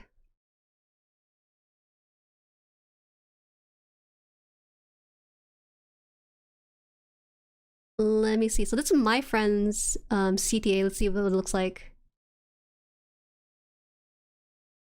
Hopefully the video's not too loud, so I'm gonna just double check that. To sell over 1 million units. PlayStation now had their very own exclusive 3D fighting game franchise. But where did it go from there? How did it rise to true fame? Just like you can help Blue Horizon, That's me. Rise to true fame by subscribing to the channel and hitting that little bell notification. See, he's a little silly with it. It's not obnoxious at all. The success of and he the just first goes game right back was into his quickly in content. the rear view mirror for So that's an ET, example of his another one I could find from his stuff, because I think his are just so silly and fun. You just want to subscribe to him. I had a hard time. I was trying to help out MJ with examples of nice CTAs, in my opinion. So I was scrubbing through, and I had to eventually like call him up and like, yo, bro, where is your CTA in your videos? And it's like 7 minutes in, you know. And these are way more effective because by then people are already familiar with you and they know what kind of value you provide. If you put the CTA at the very beginning, it's a little like, okay, whatever. But around here, people are already invested into your content, so you don't really need to put as much effort into it. One more I can show you if I have it. This one right here, I think of one of his.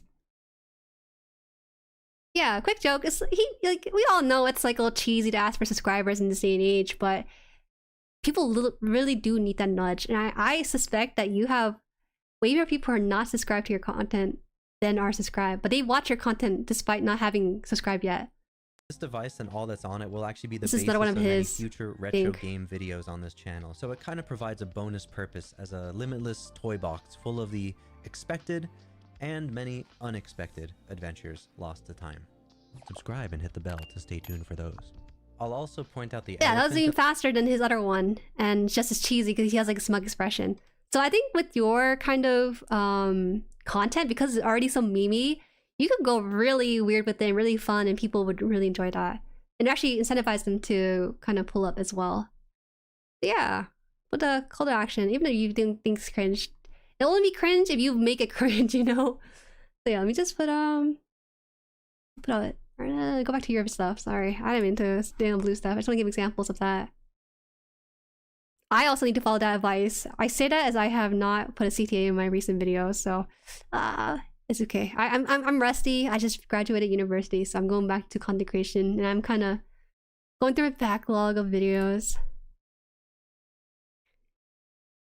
So people like that. Man, time sure has changed. No, people still hate it. Fuck them yaps. People still hate it, but if you're charismatic enough, you can make it cool enough to have people subscribe to you. Like come on, this is criminally underrated. I don't think he's a 3,000 subscriber channel. But over 200,000 views for very niche content, and for consistent niche content too. He's probably closer to maybe about 8,000, 8 to 10,000. Hi. Hi, welcome, Bite Master GR. Pull up the cheesy and charming, subscribe to my channel because you activate my trap card line. Now it's a little bit too cheesy. I don't know if that fits with crispy applesauce general stuff. Let me see. Homepage, call to action. The third one, oops, sorry. Third one. Livestream is nice. Now, one of the advantages for Livestream is that it's a lot easier to build a relation with your community. It's a great way to build a community, and also a great way for a community to know you a little past your persona for videos. And so, if you're able to do it successfully, it allows you to get funding. People feel more inclined to support you, if that makes sense. That's why VTubing is such like a big thing, because streaming in general is just building that sort of relationship much closer than video ever would. So live stream, if you want to, just practice on Twitch. Just don't tell anyone about it, just go on there. More than likely, no one will find you. If someone does find you, there's only one person who will find you. So get the rep in. Live stream rep. Christy reminds me of Necrit, even down to the flannel. I forgot. Necrit nowadays was wear the pajama flannel, right? I actually think Crispy Applesauce has the same top, right? Oh my god, the flannel. Oh, he actually has flannel in some, but in the other one he does not have a flannel. He's wearing t-shirt in some. Do consider... I don't know if I would recommend him to wear the same thing. I think him as with the long hair. Don't you ever cut your hair, my brother. I don't think you will, because your pop-up picture has your art with the long hair, so I don't think you will. But I think he can wear any shirt. He doesn't really need the flannel.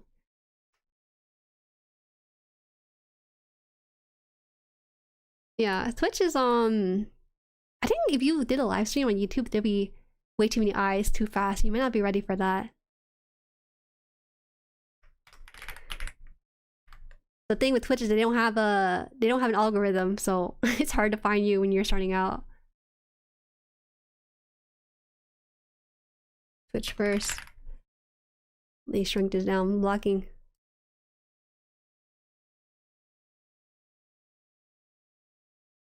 Is the content creation fit, Juju? It's like us doing our VTuber models. But you know, he's not using a VTuber model. He can wear any clothes he wants. He really can. The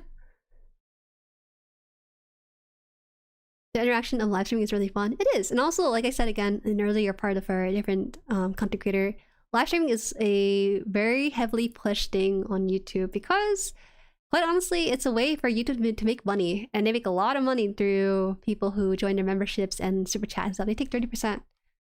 So yeah, that's why they're rolling so much features for it.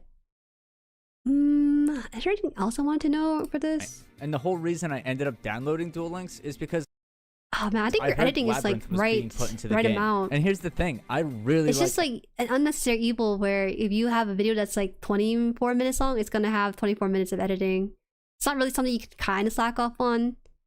Because for Brendan, for example, I gave the advice to Brendan to front load editing in the first like a quarter of the video and then kind of drip feed their editing less and less throughout, and then people by then don't even notice that they don't have any edited stuff towards the end. So that's all. Anything else here? If you guys got to this point in the video, why not consider liking and subscribing? You do CTA, but by this point I don't know if people are okay. Fair. Your support goes a long way to help small creators like me. I could not thank. Hold on. You said, hold on, what did you say about CTA up in chat? Hold on, where is it? Where is this? Worry about coming off as not, no, you're not obnoxious at all. I actually think you're very personable. Thank each and every one of you enough. As always, thank you to my channel supporters. These guys are just the absolute best. And if I get, I don't know, 300 likes, I'll go ahead and make a video on Rush Duel. Damn, bro, we can't just do that. Put a higher number. But I hope you guys have a beautiful and a wonderful day. You can't just say 300 and you get 1,000 views on this thing. Alright. Put it in the middle of the video? Yeah, people would probably clicked off. Honestly, it's always a risk to do long videos, but sometimes nice. Are you monetized already? I'm assuming you're already monetized with the watch hours and subscriber, obviously. Just curious. Well, actually, no, you are, because you have memberships here. Well, no, AdSense. I don't know if you have AdSense turned on. Do you have like ads turned on your videos? Because for YouTube, they make it so that for when you reach 3,000 watch hours and 500 subscribers, you can get like the membership stuff. But then you need 4,000 watch hours and 1,000 subscribers for the next one. Big ad revenue? Okay. Okay, so the next part of what you're asking was about sponsorship and basically making more out of your monetization. You should click on this video, go into your analytics, and then see where your ads are placed. Most times, YouTube only puts like maybe 3 ad markers. I would just carpet bomb your... Hold on, let me just go find it. Let me go find it real fast.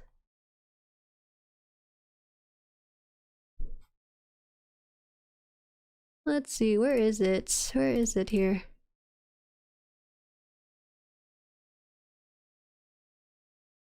This is a Chrome tab. This is a YouTube ad placer, so this is something a little bit more further along for folks who are maybe at this sort of... I'm so sorry for the light theme. What is going on? Make sure to turn on that. Okay, so what I recommend for more monetization is to turn on more ads. Now, what happens is that when you're putting more ad slots on your videos, it does not mean that every of those slots are being shown ads. That's not true. It has increases chance for an ad to be placed. So the best way to describe it is like a parking lot. Let's say you have a parking lot of 10 spots and 5 cars come in. But then let's say you have 100 parking spaces, but then 5 cars come in. See, it just gives you a chance to have more of the slots filled in, but not necessarily every slot be filled. Does that make sense? So that's something to consider. And very rarely will anyone say something like, there's too many ads. No. People just skip the ads, and it's very normal to not be worried about. I would say, like, no one has ever said anything about the ad placement on my stuff, so it's probably fine. Okay, so this is a plugin for Chrome. This is what it does. I'm just going to play the video because it makes way more sense. Using this plugin, this will put a marker of ad on every 5 seconds. Oh, you can put 1 second, but I put every 5 seconds. And then after a while, actually, I think this guy has a tutorial. Let me see. Oh, no, it does. Okay. So after a while, it will give you an ad slot. This is, I would say it's unethical. Okay, this is just something people don't think about. This will give you an ad slot every 5 seconds. And then come back to the video in 12 hours or 24 hours. And it will tell you a red marker. It'll give you a red marker for parts where they can't place an ad. I don't know, the AI is weird. There are parts where you can't place an ad. Remove those, just keep these in for those that are fine. And so they'll blame YouTube? Yes, they will blame YouTube. But like I said, I don't think I had anyone get caught with like more than 2 ads. And it's not really much an issue. But because your videos are 24 minutes long, you have so much more spots for ads. And like I said, ads on YouTube aren't even that bad. They're like less than 5 seconds. They're not that much compared to like Twitch that makes you sit through the whole 3 minutes, right? So just consider this. I would do this. Yeah, it's a browser extension, so I'll give you the link to it. Just give me a second. Just a second here. Where is it? I don't know if dip down's here, but that's something I would also tell them to. Well, no, they shouldn't because it's React content. I don't know. Where is my? Oh, here it is. I just close this out real fast. Yeah, see, I knew you were gonna show my email, Mr. Browser. All right. It is a Chrome browser too, so.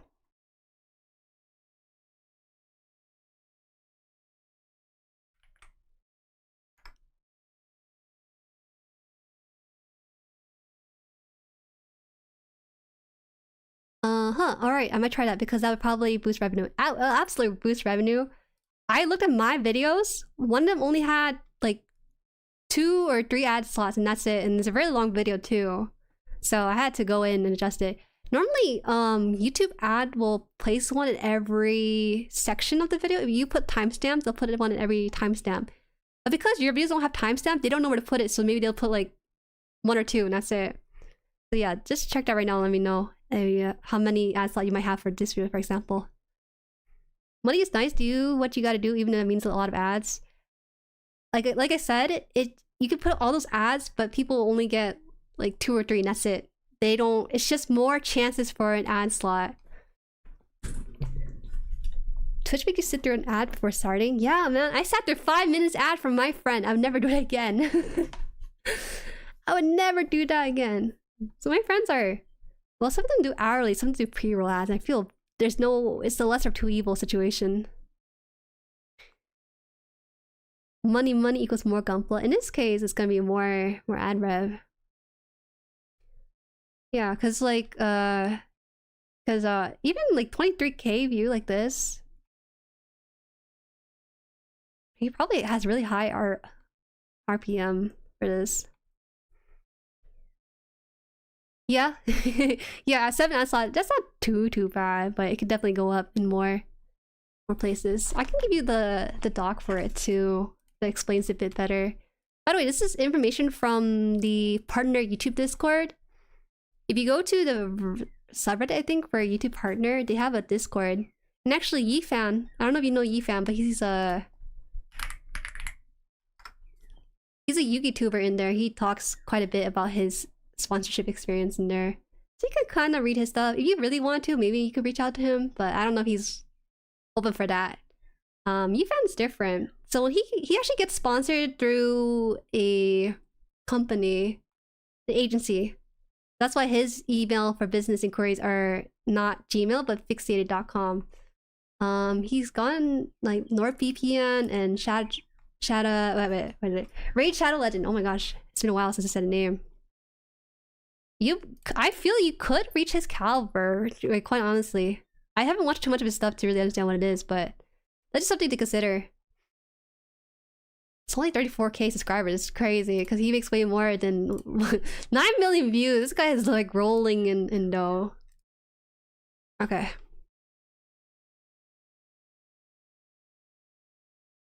I appreciate the resources. Yeah. Oh wait, sorry, I didn't send it to you. My bad. I was too distracted. My bad. I've been looking at Yifan stuff.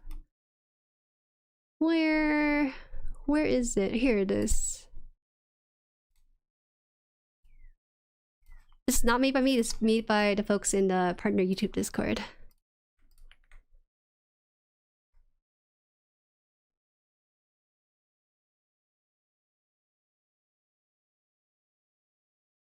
Why do I have a feeling to buy another one whenever I get the paycheck from the work? Is it addiction or just a natural thing for builder? Buying more plastic? No, it's very natural. Because you don't buy it, the voices get louder. That's all.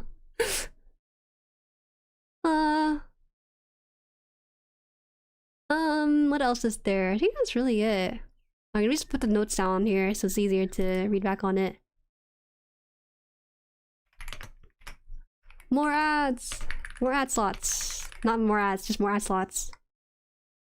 I remember watching a video. There was a lot of ads in it, but I didn't really care because the video was so engaging. So it you also get more money from, what's it called? YouTube Premium users. They pay quite a bit for YouTube Premium users, so that's also really nice. They don't really see the ads, but they support your channel unknowingly because of that too. More ad slots. What else do I want to say here? What about sponsorship stuff, right? That's like a whole another thing.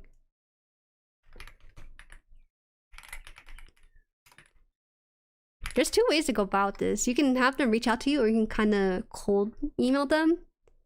I'm someone who likes to be rejected and fail a lot, so I actually kind of cold call companies when I was like 1,000 subscribers. I'm delusional, I know.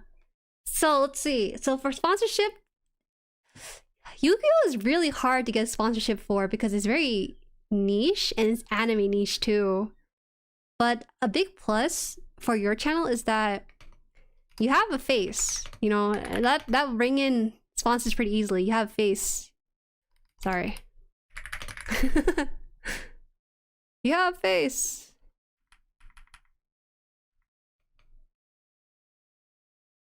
What else is there? But sponsorship, so you can reach out to them. Cold call or reach out. Do you have a business email on your stuff? I don't know. I don't know if you have an email anywhere. Oh, hey there. There's no email. What the heck? No email?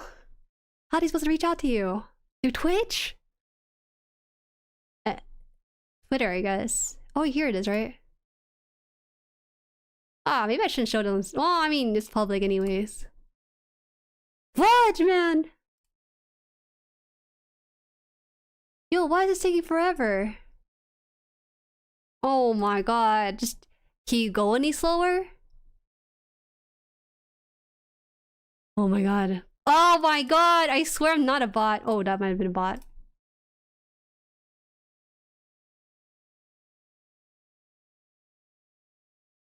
Oh my gosh. Okay, let me turn on the light. Well, okay, I assume you have an email, so. No, not yet. What the heck? No wonder it wasn't working. Alright, I'm gonna move. Business email.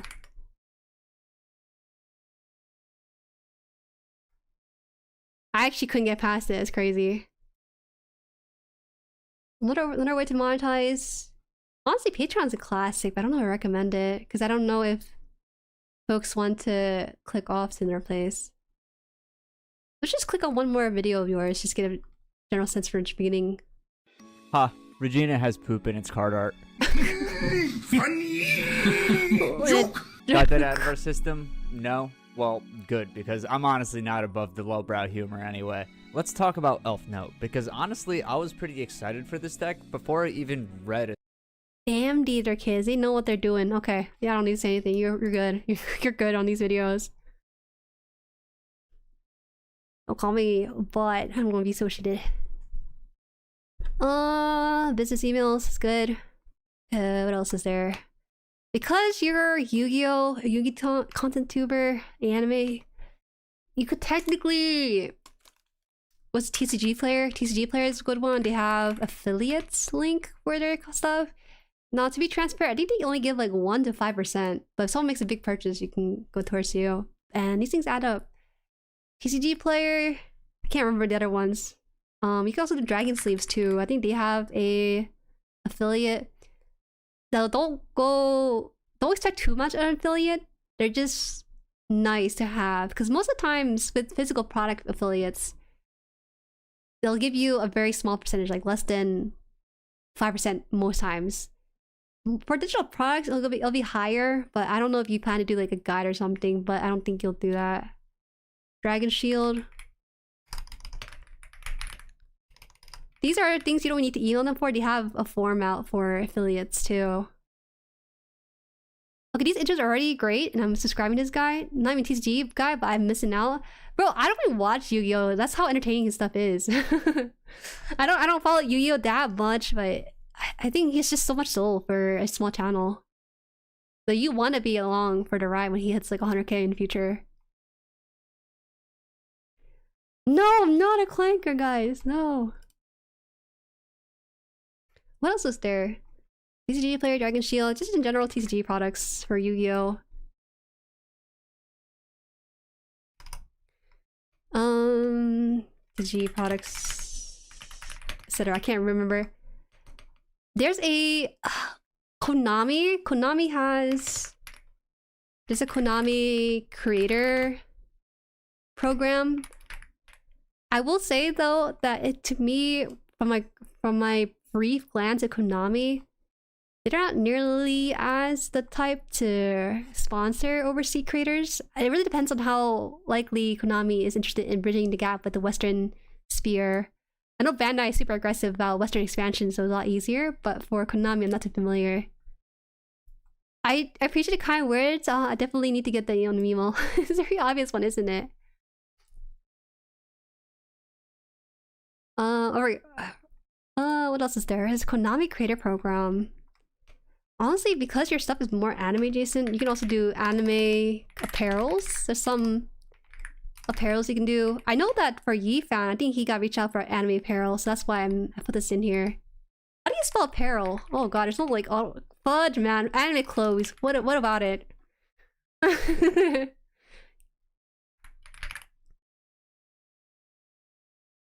It has been long and I must work on staying longer, being early, although I gotta go now. Nice meeting you, Crispy, and see you around. See ya, animations.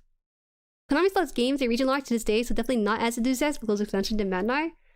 I think there still is, Oh, that's how you spell apparel. Oh my gosh. App. Pair. Oh, there's a word pair in there. It don't look right though. I don't know. You guys are trolling me. It doesn't look right still. I don't know. What else is there? You can do your own kind of... It's a little bit hard to do sponsorship reach out. If you had a live stream, it's a lot easier because those... Or how do I say this? For live stream, the CCV does matter, and actually, you don't nearly need as high as CCV to get sponsorship, because when a company sponsors a live streamer, they have their ad shown for at least 20 minutes. The research shows that viewers are viewing an ad for live stream on average 20 minutes, right? But for a video, you kind of increase that view count so that it covers the people who skip over the ad read stuff. So that's why you can kind of expand your opportunities when you get live stream underneath your belt. I mean, you can get sponsorship for videos, but you definitely need to get your numbers a bit more consistent. Like right now, if you do a calculator, you have the ability to hit consistent views. Let me just get a calculator real quick. It's 23,000, so 23,000 plus 5.7 plus 5.7. Oops, I need to put the whole number in. If I take the average of your first 10 videos, it's somewhere around maybe 3,000, right? I don't know. It's hard because the numbers are all around 5.2, 6, 7. Ah, shucks. I said it unconsciously, my bad. 79,000? Damn, that's really good. And 8.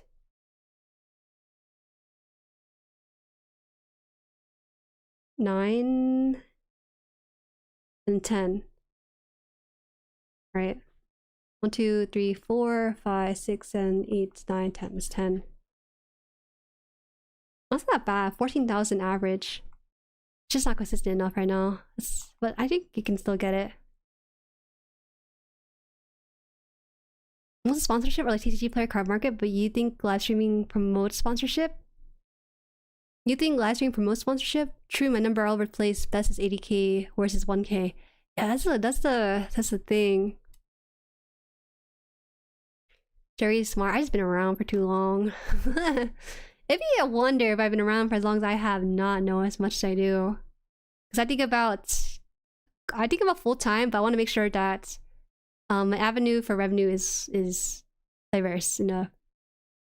Oh yeah, you know, what else is there for sponsorship? Cold. You can try cold emailing too, but that requires like a bit of experience to write too. Oh man, I gotta put like a whole nother box for this because I think you kind of need to know the basic template for it. I can write a fast one, I think.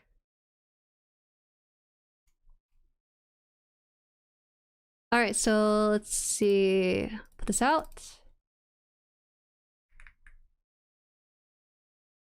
What is this? Alright, this is fine. So this introduction for cold call template for this. Introduction. Intro. I actually have an email, but I think it's too embarrassing to share.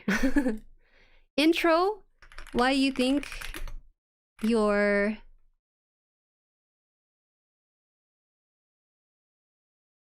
I think you're a good fit. Sorry. Your intro should introduce yourself, your channel, self, channel. You can kind of drop metrics. That's not too important. Metrics a little bit. Why you doing good fits? And then this is important. You can kind of leave it open. I would honestly leave it open. But I find that if you know your worth, you can put a number here. So maybe, for example, well, okay. Let me write a general one first. Ask if there's campaign. Make sure you, oh, I forgot to mention it.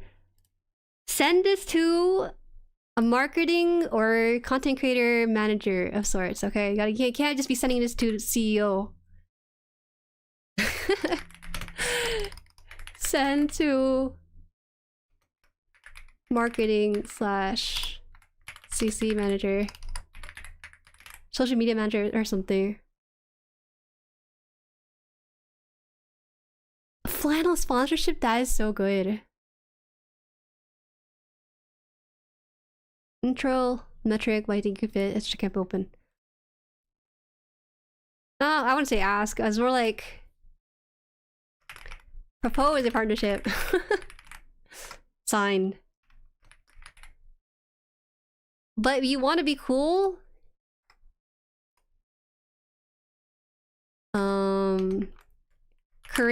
I would create a bundle. Create 2 bundles for them to choose from. CC deliverable. Okay, there you go. Sign. I hope it's not too complicated. So mine would be something like, Dear Bandai. Hello, my name is Jueri. I'm a YouTuber, Gunpla content creator who's been around for 3 years, and my channel currently has 12,000 subscribers with 120 concurrent live viewers for live streams. You know, for a long time now, I followed your. I've been building every single week using your products. My community loves it. I love it. I would love to see if you have an opportunity open for a partnership. Done. Now, if you really want to, I think this drives a bit more curiosity. So for context, I had a sponsorship reach out to me for products overview, and I actually turned them down because I get offered free products all the time. But instead of turning them down per se, I gave them a counter offer. And instead I said, hey, you know, I'm really interested in working with you.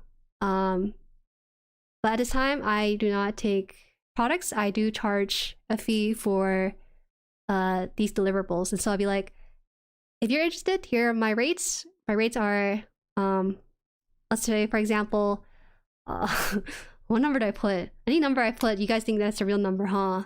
Let's say 1,000.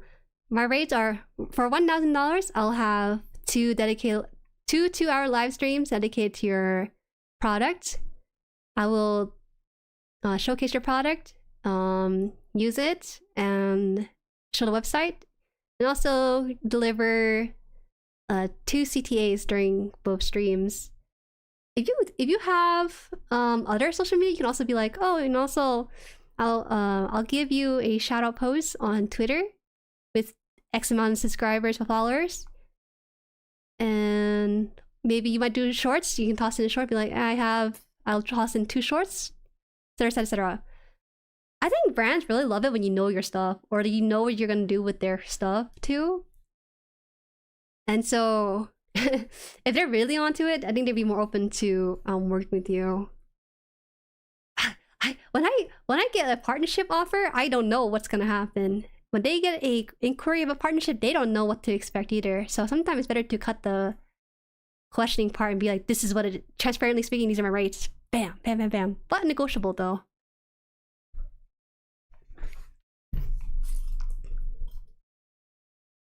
I would say the 2cc deliverable bundle is like optional. Okay, so that being said, it's gonna be a little bit difficult for this sort of niche, but your advantage is being able to have a face to your stuff. I think that's like such a big draw. Some sponsorship to consider, I guess. You kind of use JueriHaan as a template. He got sponsored by NordVPN, I think. The reason I noticed is because this guy talks a lot in the YouTube Partners Discord. I think you should join the Discord. If you wanted to, I don't know if he's open for conversation because he's so serious about, everyone's just so serious about content creation in that Discord, but might be like, hey, you know, I like your stuff, JueriHaan. Wondering if you can give me advice as a growing creator on things I should look out for. Just a quick, like 1 or 2 minute inquiry. I don't know, how comfortable are you reaching out to creators bigger than you? Crispy applesauce, or more experience per se. Hi Yagi, welcome. When I was a small VTuber around like 1,000, I reached out to much larger folks, and like I think leading with sincerity will really be a good conversation opener, because a lot of creators actually want other creators to succeed, and they want to teach others their ways and experience. So you want to reach out to JueriHaan. That's one way to go about it. I was surprised you're so active in that Discord. Yeah, I would definitely reach out, at least try and reach out and see if you can maybe poke his brain. Not much experience reaching out, but I'll try. Okay. I mean, rather than like cold calling, like sending like a cold friend request on Discord, I would go through the shared space and be like, oh, JueriHaan, I didn't know you were here. Do you mind if I DM you about Yu-Gi-Oh content stuff? It'll be only like a couple minutes. Something like that. Keep it low stakes, keep it casual. If he says no, you know, just, it's cool, move on. There's tons of other Yu-Gi creators out there that are more likely to chat about. But in my experience, people just can't help but want to help out a little lamb because they see themselves in you. Have I been turned down yet? No, I have not. I think when I was like around 500, I reached out to someone who was like 12,000. Now it's weird because I'm at that same size now too. But yeah, don't be weird. I never have been turned down yet. Man, this game is so enlightening. Yeah, I would love to tell you more about sponsorship Dyna model. But I didn't. It's hard to tell you on their channel at the current level, so it's easier to kind of lump it in for crispy applesauce stuff. They say the rates are Rolls Royce on delivery of said products to review. Sheesh. I get all sorts of emails. AI companies a lot. Oh, I hate them so much. They send me emails that are template focused for sure, and they send a mess. It sucks, man. What else is there? Hi, welcome to Down. Actually, I can review your channel in a bit.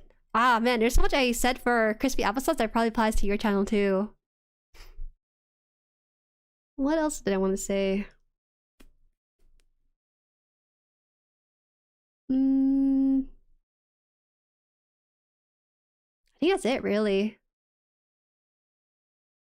It kind of slipped my mind. It's a little bit hard for me because if I'm familiar with the niche, I'm able to see a lot more. But I'm kind of using my experience with my past to apply it to card games. Luckily, I have a bit of TCG background, so I know about TCG revenues or monetization.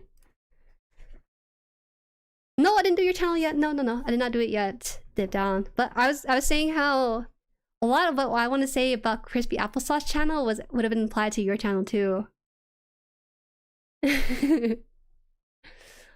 I know it's AI because they say JueriHaan channel with the CH at the end. I know they just scraped the internet, but at least make it a little less obvious. I appreciate all the feedback. Your knowledge was super helpful even outside the niche. Yeah, thank you so much. Oh, you know, I don't know if you plan to cross post anywhere because I do see you have a Twitch and Twitter.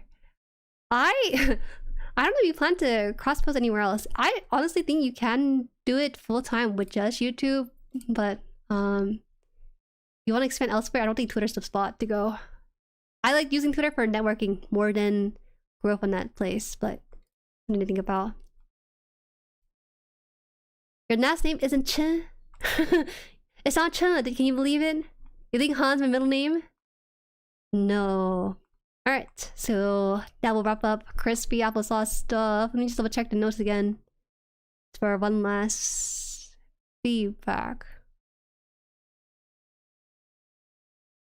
I think that's it.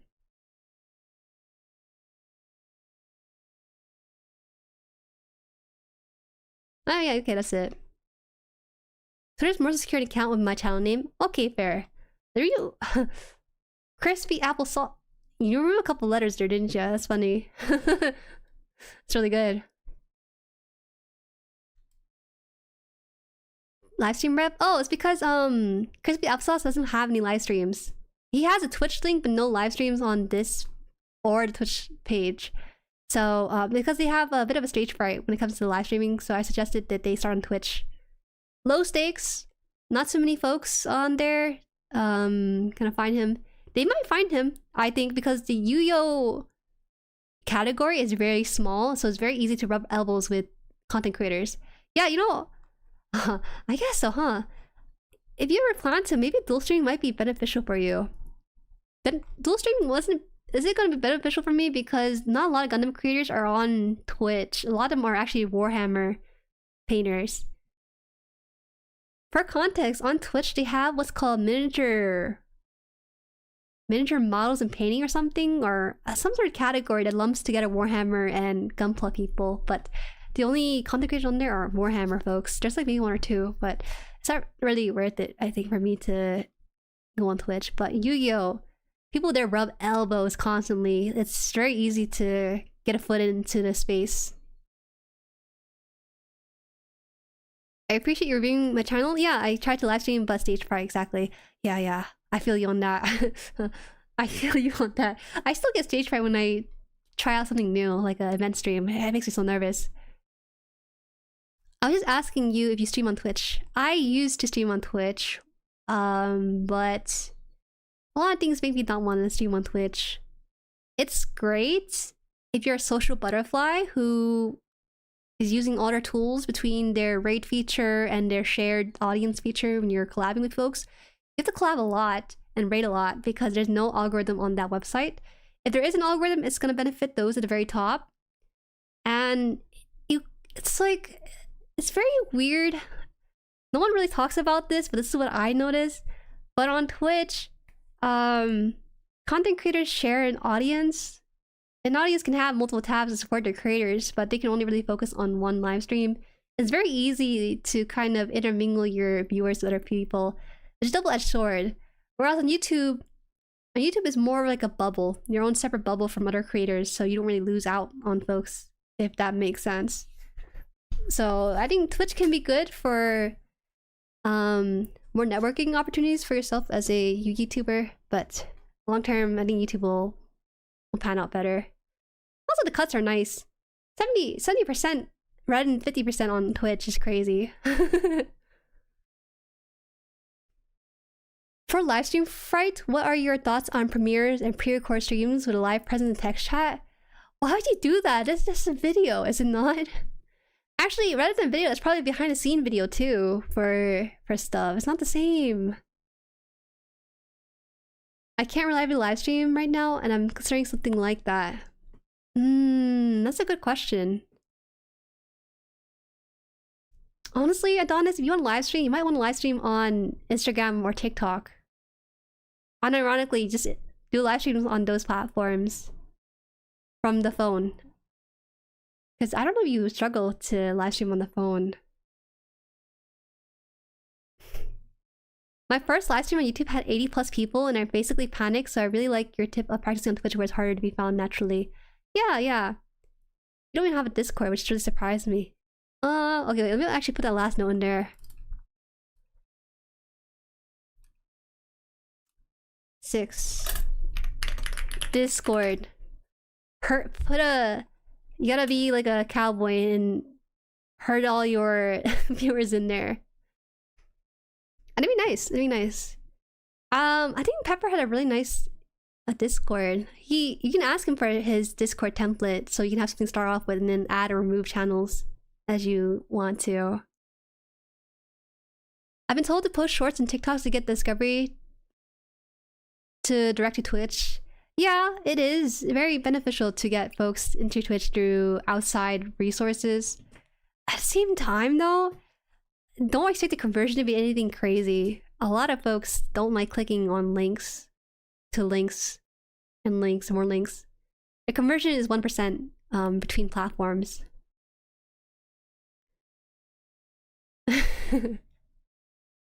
Double chats are confusing to follow. Not gonna lie, I've seen a few of my friends do this, and while they can keep up, it does seem like a struggle.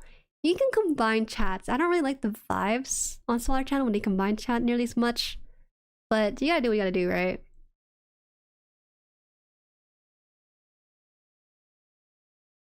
I was actually kind of curious why you don't live stream your reaction as opposed to live streaming Gundam or Gunpla. Because the overlap with Gunpla and anime reactions for Gundam is not exactly the same circle.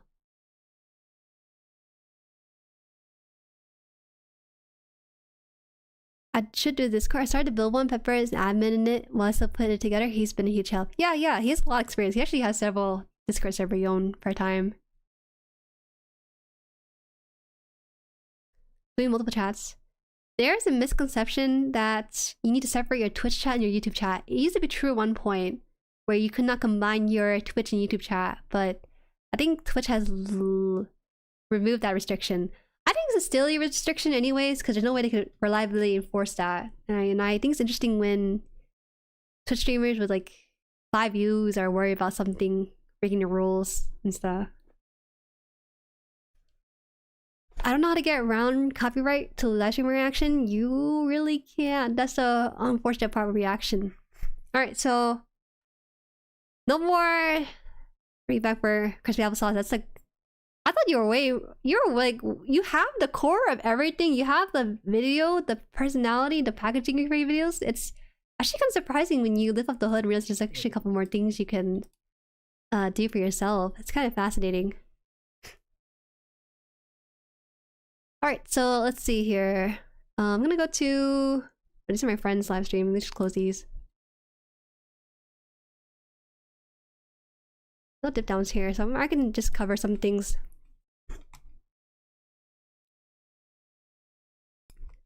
Let me reset this.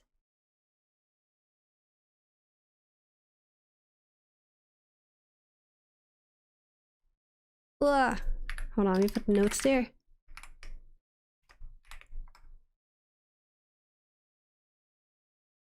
Damn, having one stream already feels pressure. I tried dual streaming on YouTube with a vertical and horizontal react. So, or horizontal stream. And it was kind of troublesome, actually. Thanks for all the advice. Yeah! Jueris are nice. And also very knowledgeable as viewers. I saw someone overlay other GIFs faintly over the original footage. Oh man, I'm not gonna lie, I'm not really the biggest on anime reacts, but I'm also aware that it's such a big there's some big creators in this space too, but you gotta realize with copyrighted content, especially for anime, it's like a really big legality you gotta navigate. Hold on. I like how I was recommending to our Gundam videos to you. Yeah, I was suspect though. Watch a bit of this, I think, just to get a vibe check. Okay, let's read your form submission real quick. Also, like, first note, I do like your logo, both on your profile picture and your banner. It's nice consistency. I normally don't recommend having the same in this case, but it works out because you kind of have a different vibe going on. Slightly different, but also familiar. Let's see. Where's the form?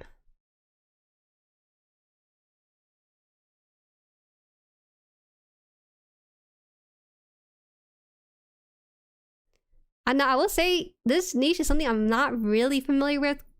I'm familiar with crispy applesauce Yu-Gi-Oh niche because I'm in the TCG scene a little bit, but not a whole lot for an anime react. This was like a Star Wars review and there's curated clips that were obscured in the entire episode. My friend put a blur over the entirety of The Thing. The movie called The Thing. And he still got copyright strike. Like, it was so obscured. All you saw was colored blobs. And there was a really hyper fan of that movie who watched the entire blob while commentating about it with him. It's crazy. Give me a second. I need water.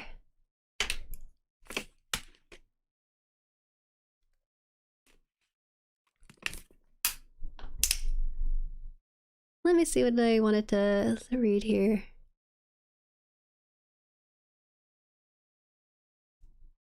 I'm trying to find a paper. I don't know where it is. When was this submitted? Yeah, I'm so sorry for anyone who didn't get their channel reviewed. There's quite a bit of submissions, so I couldn't get to all of it. But I hope that... I tried to get a range. There was folks who were starting out, some folks who were... kind of along the way, and the folks who are like really established pretty much. Oh, here it is. Zip down. They wanted feedback on editing in Steam presence. That seems about it. I don't see anything about being like casual or timing with it. I don't know the exactness of it. Okay. So editing in Stream present. Let's see. I love the duo reacts though. Having someone to bounce off of you is a huge bonus reacts. I actually rarely ever watch duo. I do watch group, but that's because it feels like that sort of distance. The moment it gets become a duo, I feel like a third wheel. That's why I don't really watch Moko. But watching their solo stream is fine. Gotta check the bot to see if I'm here. Secretly, I watch if I'm not groggy. No, I didn't get to your channel. I can get to it maybe after dip downs, but that'll probably be the last one then. Let's try.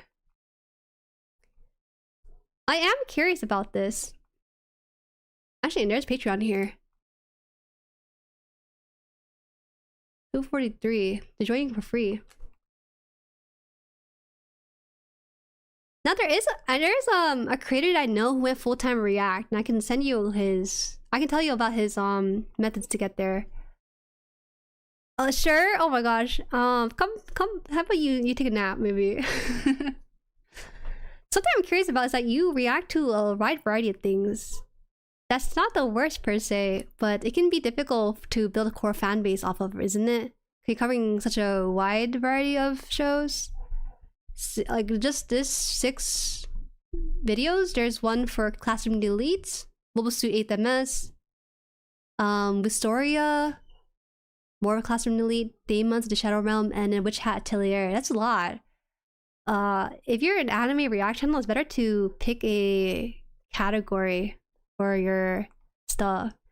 Maybe not even just a category, but even just like a genre can really help fine-tune the audience. Because let's say someone follows you for your Gundam stuff, but then you watch like Astoria, Classroom Elite, Witch Atelier, it's still difficult to manage for an audience. Let's see, you wanted to get it for editing and feedback on the live stream. What Wow, okay. is going on, everybody? We're back. We're here. Last room of the Elite, episode 4. I should like the intro. Season 4, episode 15. Episode 15. There are just 2 episodes remaining. It's pretty crazy. There's only 16 episodes. Someone can correct me if I'm wrong, but just got done searching it, so unless the internet's wrong, I just think that's a crazy number to end all this season off. I mean, I've never heard of a season not going, or just stopping in the middle of the teams. You know what I mean? I like that CTA. It's actually very subtle. That's hey, new. I'd rather you not try and rush things, and I'd rather you not try and stretch things out. It's a little bit hard to hear over the music. Number for you. Actually, it's hard to hear both of you guys over the music. Oh god, we gotta pull back the VOD numbers for this. I think it's gonna be a reoccurring one. Are you familiar with the volume levels for your videos for voices versus music versus BGM? It's pretty good beats. I hope it's copyright free. I'm scared. I like the affiliate links here. I like that too. The little intro. I thought there's gonna be a bit more. I guess there's only Patreon links here. That's fine. Let me grab the chat. Not perfect with them? Okay. Oh dang, I should have left it up on here because I didn't realize that a lot of folks had volume difficulties. Alright. So note volume again. Voices. For voice, -6 for voice. -12 for sound effects. I don't know if you use them, but that's something to note. And then music. Music, you can put 25 to 30. You can experiment with it. 30 is a little too quiet, but because your music has so much bass, you might want to have -30 for your music.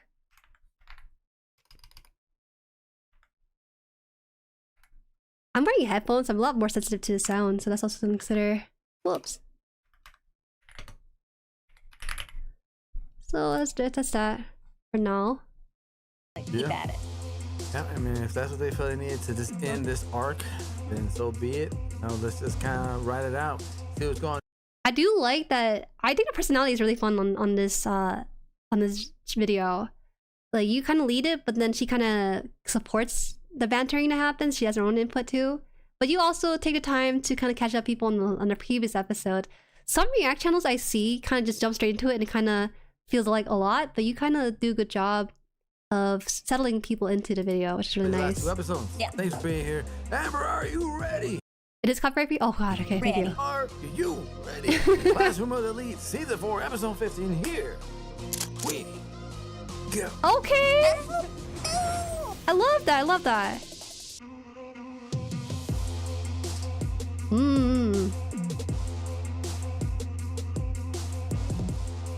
Okay, I actually think this part's a little bit too long. Oh dear lord. Oh! Anime sound tone. I didn't realize you were gonna put the full sound. So actually, let's see. There. I feel like your CTA was happening too frequently to start, and I don't know who you are yet. And so be it. Let's just kind of ride it It's out. right here. See what's going on Beginning, in and then there's the one at the beginning too here, right? What is going on, everybody? This works. It's a little fast. Okay. We're back. We're here. Last room of the Elite, episode 4. I wouldn't do more than.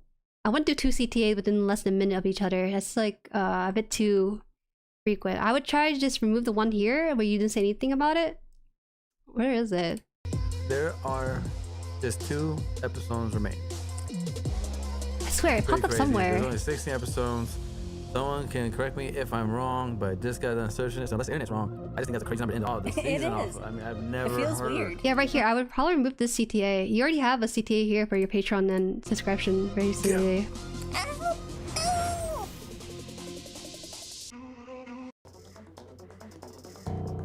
Ah, yes.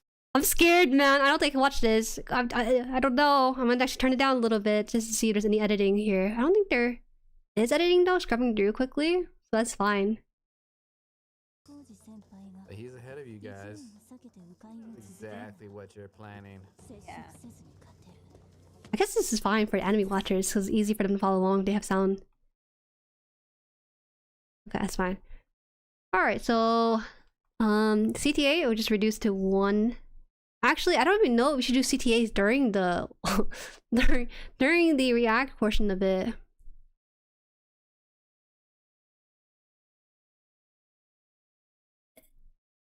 Made it through your channel, so you should be good. Okay, no worries. It's just a fire beat. I thought it was like produced by someone bigger or like well known.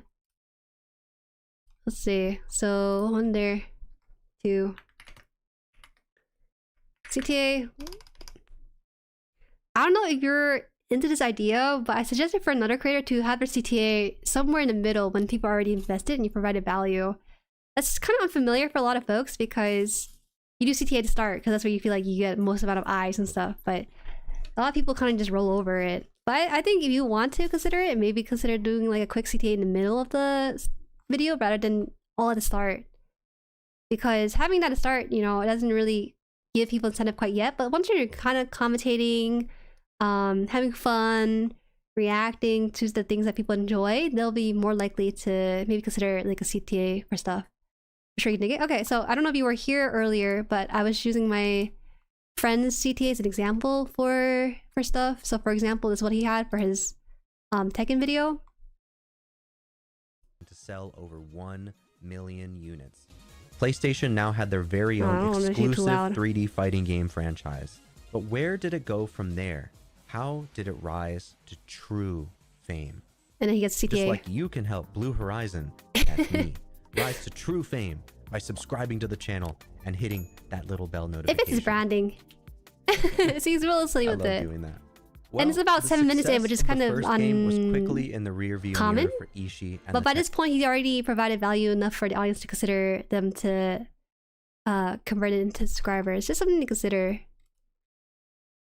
Just see. So CTA again, a little bit later. Cut down the CTA at the start. Where did I put the channel? Oh, here. I had it at the end, thinking to capture views who made it to the end, but Jueri convinced me.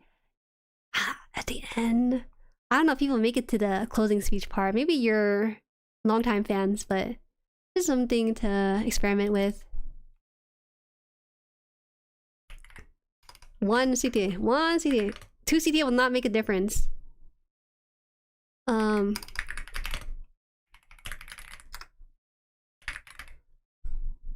think you guys are really funny. Like the general dynamic and vibe is really good. But I'm too scared to watch your stuff because you have the full anime audio going on. So I'm gonna go to your live stream. Are you leaving feedback for only editing and live stream stuff? Actually, I'll just focus on those since you were asking. No, I did see you're doing shorts vertical stream as opposed to like the horizontal stream. Is there a reason why? Just curious because I don't really do this one. That's like full on vertical, so our horizontal is fine. Let's try this one.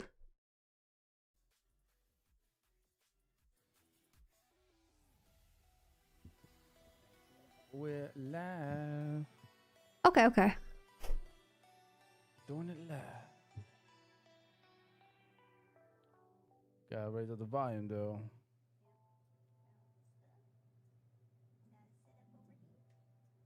I'm full ahead here. What is going on? Are we live? All right. Whoa, that was loud. What is going on, everybody? Make sure we're good to go. Yeah. Hey, what a clean setup too. Whoops, sorry. I didn't mean to cover your face. Oh no. Everybody, appreciate you being here. Appreciate being here. I see the meters. The Discord going? I see the meters are going. Discord is live. Discord is good to go. We're here. Oh, were you able to put the 2? Okay, so I like the vibes again. I probably suggest a starting soon screen because that's like his own culture of his own. Whenever before I start stream, I have a starting soon screen, and that lets people kind of file in a little bit. Because people, when they get the Discord notification or a YouTube notification I'm going live, they don't go in right away. They take their sweet old time to get here. And sometimes it's just nice to get the vibes kind of built up and then start streaming with a couple of people. So they also chat with each other in the waiting room, so it's kind of nice to build a little bit of community as well. This is something borrowed from, actually a lot of streamers do this. Starting soon, or waiting room.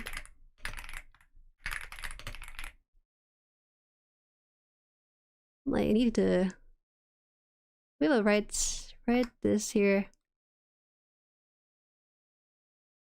I should have done with a bootcamp with YouTube, and they said they're really pushing discoverability of vertical live right now. They suggested it. Is there a reason why you don't do the thing they have right now? Let me just double check this real fast before I do anything crazy. They have a feature where you can do your like normal live stream or horizontal live stream, but then only cut out the middle for the vertical. Where is it? Let's close out.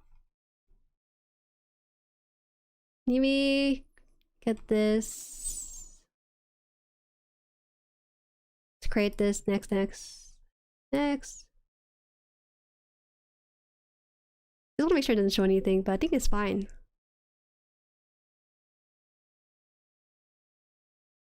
So, like, they have this feature. Do you have this? This is dual stream.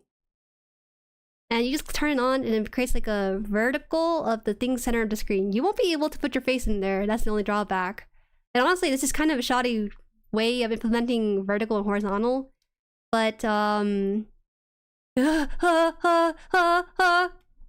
you know what I mean? I'm just closing. I'm scared. I'm scared. I'm scared. Hold on. Hold on. Where did I put your tab? Oh, you know what? I think I put it here. It's okay. Got scared. It looked off full stream because we would have to put our camera in the middle for the landscape. Looked off for the landscape. Stop! I didn't know I was gonna connect my OBS to it. I don't think it was gonna do anything, but it scared me for a little bit seeing double and then having another stream go. Welcome back, DXI. I have done vertical streams myself, actually. Oh, can I go to my... I've done vertical streams, and they did do well when they first... Oh, I gotta remove that. That's okay. Where is it?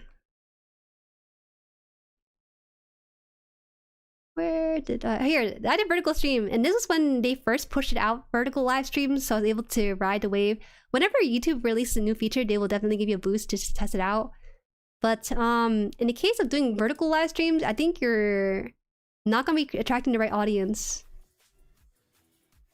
So I suggest actually doing both vertical and horizontal, even if it is kind of not the best. Because when it comes to Gunpla builders, they're not likely to watch a live stream. A lot of them are older, so they tend to watch... Well, they will watch a live stream, just not a vertical live stream, that makes sense. You're competing with shorts for Gundam that are a lot higher in editing and pacing.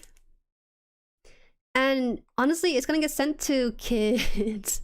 I hate to say it, but sometimes they send it to kids. And so the live stream will send you to a lot of eyes when you put it vertically, but they're not gonna send it to the right person, at least right away. Verticals are kind of odd. I'm not giving those a watch. For my live stream at least, I do put on both vertical and horizontal, but the vertical viewership is negligible, like maybe 1%, and an extra like 50 or 100 folks, but they don't really stay long. Those damn kids, they ruin everything. So let's see. Waiting room, suggest that. Doing it live. I do like you have like a little like slogan that you would say at the beginning. Let's just move ahead here. The heart emojis fly. Seeing the heart emojis fly. Awesome. What is going on, everybody? Hope you're having a great night. Hopefully we're coming in loud and clear. I know we start off a little with some goofiness in the last stream. We made it. Sorry, I put 9:30. I put 9:30, and I think the dynamics cute. you know, God, it was a little behind. We're a little behind. A little behind. But we're here. Thanks for your patience. Thanks for you guys always showing up on a Friday night. Thank you. Happy to have you. Let's have a good time. Let's have a good time. Let's hang out. Let's chill out. Do some Gunpla stuff, and just kind of kick it. Yeah. All right, so I like that. You're kind of getting situated into the stream and stuff. So let's see. Do the analytics show the difference between the two? Yes, they do. They tell you. Well, they don't tell you whether someone's a vertical or a shorts viewer. It tells you how much your audience comes from the shorts feed or the home feed, or you know. So it doesn't tell you exactly how many of each, but it's more so where the source is from.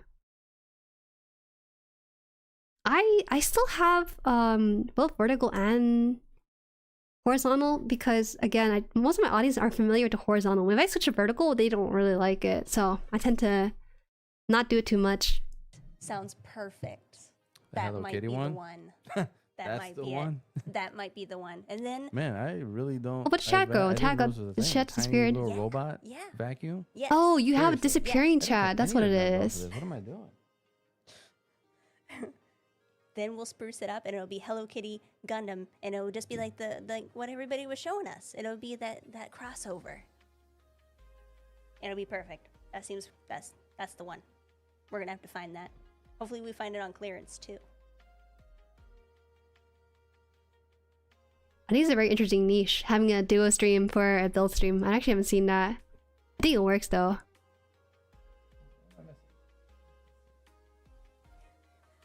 Possibly more nubs.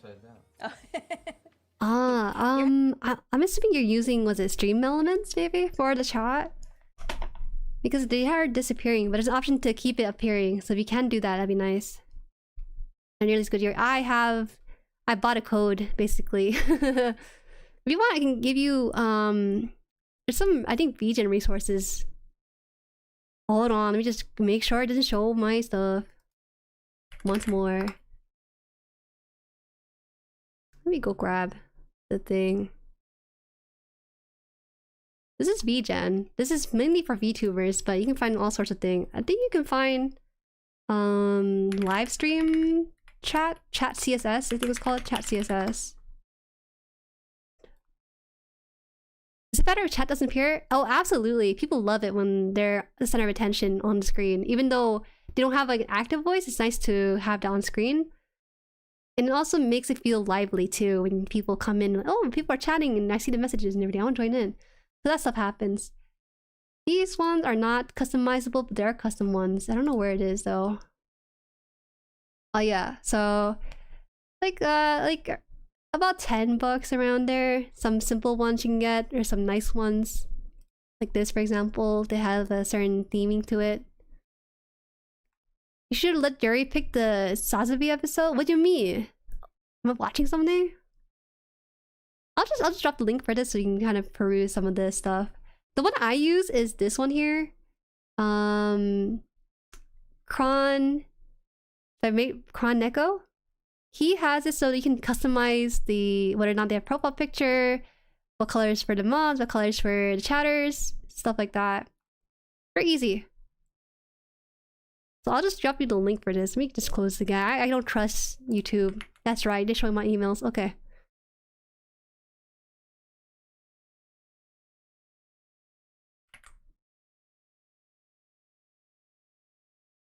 Also, you don't have to deal with coding yourself all that much. They give you a different website, a program within your browser to do changes, and it spits out the code for you and you just put it into OBS.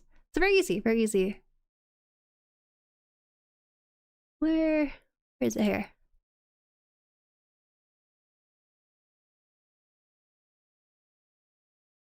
Is it chat CSS? Custom chat CSS.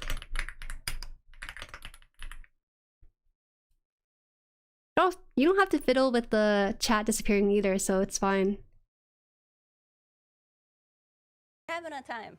You're having a time. Was there something specific you were looking for with your stream presence? You're having a time. You have like a really cool like bro vibes. I guess you could be a bit more energetic, but I get that you're working full time alongside streaming and content creation, so I don't really fault you for it. You don't trust maybe us? start the other way first. No, it's not you. It's Google I don't You've done this once trust. before, so you've done it. You got this. This is just the second shoulder. She's so funny. There's a familiar mod in chat. I mean, that looks right. That looks like it should just go right there. Yeah, right. You didn't I'm gonna miss move this enough, ahead. right? Real grade Wing Gundam. Yes. I think we spent like what, $22, $23 on this or something like that.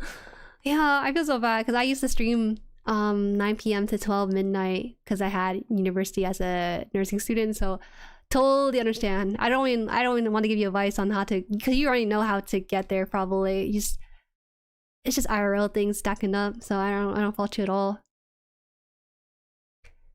They do. Is there anything else I want to say? Is your goal to... The thing with live stream is that it does way better if you're able to combine it with your video side. I'm actually kind of interested to hear why you're only doing Gunpla when your main video content side is React content. Because the funneling of viewers from video to live stream is not exactly the most smoothest, you know? Well, I'm a night owl, so I just sleep late regardless.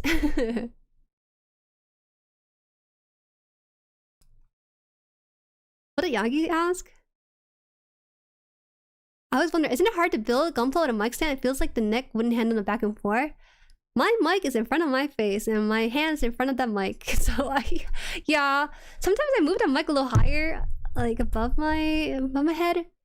So I sound far away, but there's no choice. Our Gundam community continues to grow, so we want to get more into it. Oh, that's kind of tricky because it's stalling the...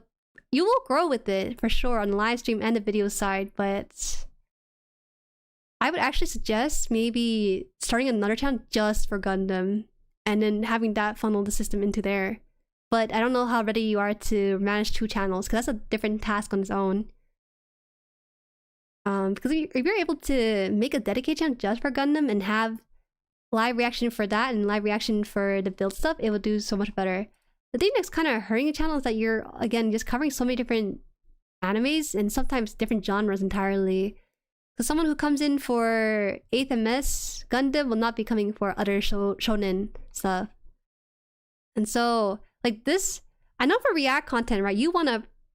I hate to say it, it's like a rat race to the bottom. You have to constantly pump out content because if you're not reacting to something for that day, someone else will react to something that day. And so many React content creators post so frequently. And I know a lot of people say, oh, it's easy content. It is technically easy content because you don't need to edit nearly as much. But the problem is that because the barrier of entry is so low for anime React, you have to outpace other people too. So it will get you eyes on your stuff, but will you be able to build a community off of it? I'm not too sure. With so many different genres.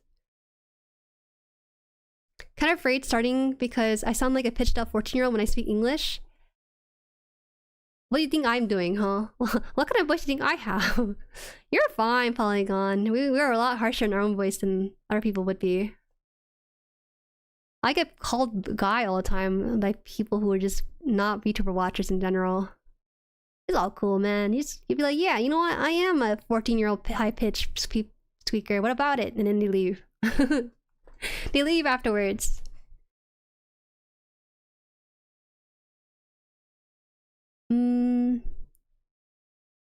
What's gonna say?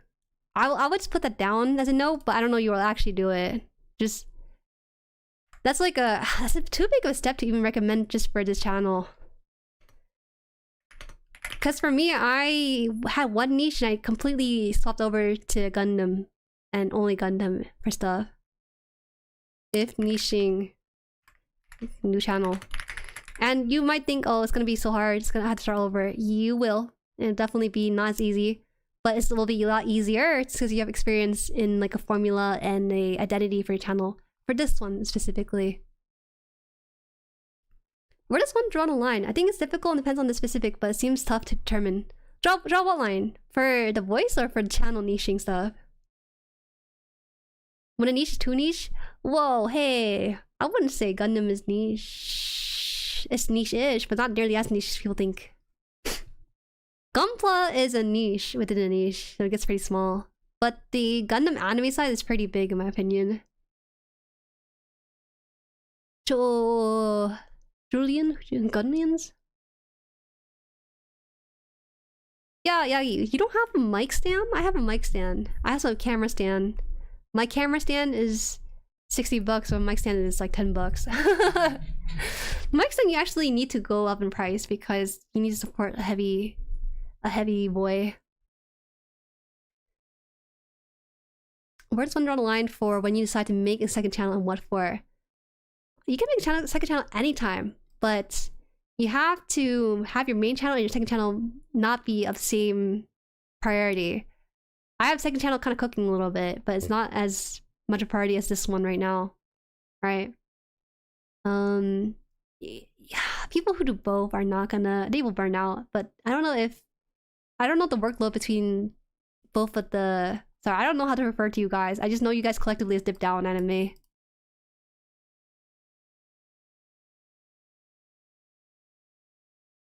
If you do plan to make a new channel, release 2 videos same time, same day, and then release after. You can do live stream on there. I don't think your live stream audience is nearly big enough to worry about not being able to transfer all of them. That'd be pretty easy follow. Stevie, Ray, and Amber. Your first name is 2 first names? That's greedy, don't you think? I see. Gundam TCG. Let me see the live stream for shorts one. Oh, I like that you have like a waiting room here. Oh, la. Yes. I'm gonna go somewhere in the middle. 90s GM sniper kit. I like your layout. I struggle with the layout for live stream. Never figured it out. A sniper kit.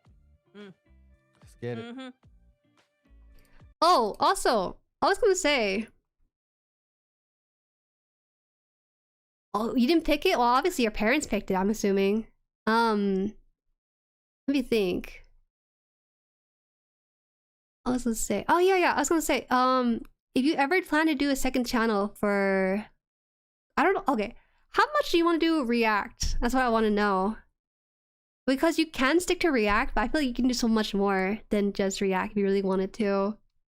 Because there's like anime meme reviews you could do. There's also like tier lists of characters. People love tier lists. Pretty simple. Just something to consider if you get burnt out by React content specifically. You can always expand beyond just React and still dial in on the like opinion-based stuff. No relation to Amro Ray. I was afraid the mic would block my model's mouth movement, but since it works for you guys, I think I'm convinced. Yeah.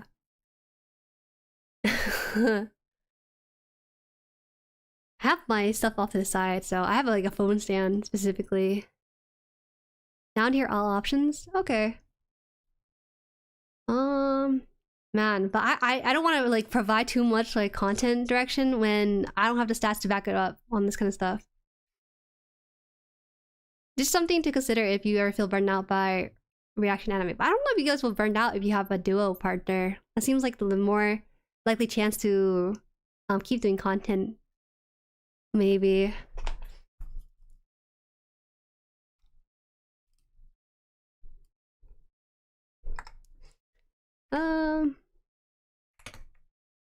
Because your channel doesn't actually don't have a niche beside reaction, I think it's a good extension. If already variety, seeking new creative avenue.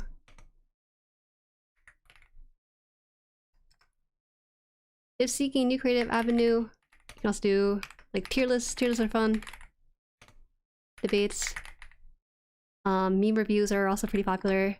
There's a guy I know who got his anime channel unfortunately demonetized, but I had an idea of what he was big for. It's a risk you take though. No toms. Surprisingly no toms. I think it's too serious of a live stream to have a tom. Let me find.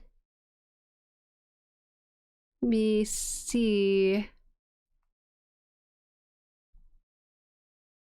I'll leave you with this channel here.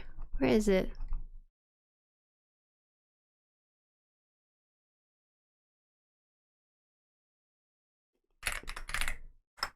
Bam. There's a guy who does anime react content. I think it's nice to kind of have someone to look up to as a frame of reference for things. But I don't know if I remember his name. He's like one of the bigger ones too. Damn, I don't have it. Okay. Try one more thing. Oh, here it is. This guy's TSO Sage. He's like one of the bigger ones, no? I'm gonna start. He does it really well. But let me just try to show you. Like, if you look at his channel, he actually has a niche written reaction. And for him, that is the big three. Naruto, DBZ. Oh, well, I say big three, but just the bigger shonen anime. He'll make coverage on those. That's something to consider. If you want to kind of grow a little faster, you kind of have to find like a genre or some sort of niche and just do a lot of content within it. That's not Shar. Yeah. He does shonen here, the big shonen titles, and because these are so popular, they get so much views. It's kind of interesting because you can only really do this within super niche genres like sci-fi, or within a different niche like the big popular shonens, because they kind of contaminate and cross over pretty well. My keyboard is going 50 miles per hour. Problem is though, he is demonetized, but outside of that, he does have a very clear identity. Oh, does he have other links too? He's crazy big. That's great. But now, that aside, I do want to say, if you ever want to get more direction into how you want to grow, there is a site called Sponsa. Now, this is created by the duo React brothers. Actually, where is it? Here, this is their channel. They react to anime, K-pop, Pokemon, all sorts of things, really. Gacha games. And, you know, these views don't really matter nearly as much because most of their income comes from people paying them to react to stuff. And what he has made is a website called Sponsa. I'm not sponsored by them, haha. But this is a... You know how Patreon or Ko-Fi has like a goal marker for people to donate to? Ko-Fi only has one goal marker, but Sponsa allows it so that you can have multiple goals. And if a fan really wants to see you react to something specific, they'll fund it entirety. And then you know what you should put out. And it'll also be covered for your time. Even though the video may flop view-wise, at least you'll be covered for your time. Right now, I think they're like, I think 68 pounds, 68,000 pounds in terms of years. They have like Twitter.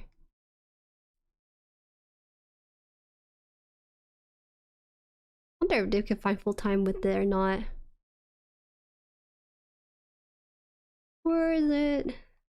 They're basically full-time reacting because they have folks just funding stuff. I just can't remember where they announced it. Where? Okay, whatever. Sorry, I'm scrolling too much into their stuff, but they do. Oh right, it's because it's not their oh god, it's their personal, not their sponsor page. Oh. Here you go. This is what I'm talking about.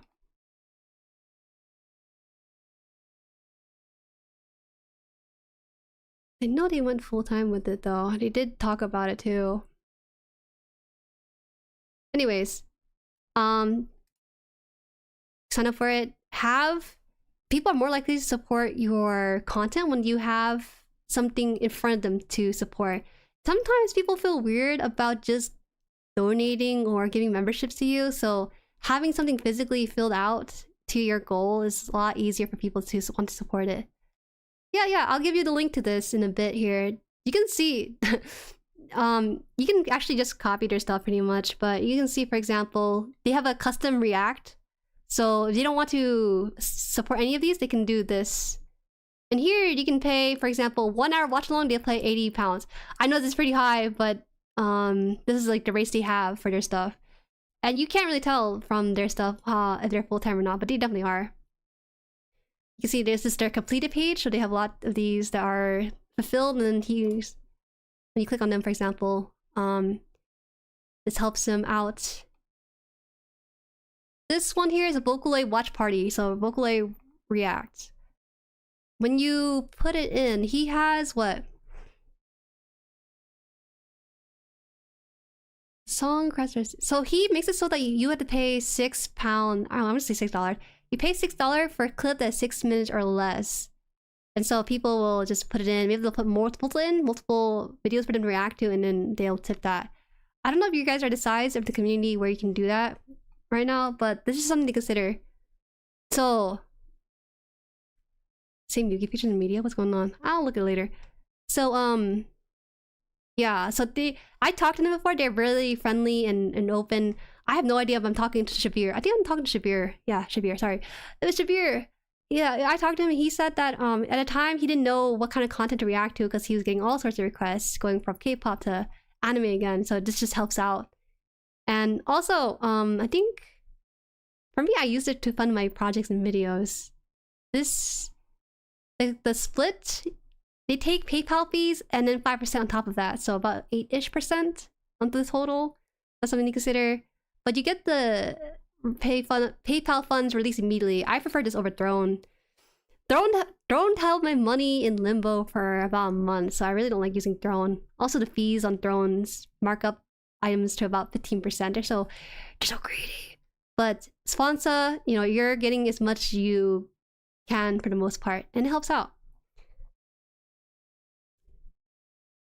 Yu-Gi-Oh! What is going on with Yu-Gi-Oh! Pictures in there? What are you guys talking about? What is this? Are you talking about somewhere in Stream Gnomes? Oh, I'm sorry, confused. Yeah, I'm just giving you the link, but just need to close my Firefox because sometimes it likes to flash my email for some reason. I think, you might need like an affiliate link. Hold up, I might actually have to give that to you. I forgot if they changed the system for it. It used to be where I refer people because they're on the closed beta system, so they're slowly testing it out. Sponsor app. I'm not logged in. Okay, give me a second. I'm so sorry, it's taking a bit.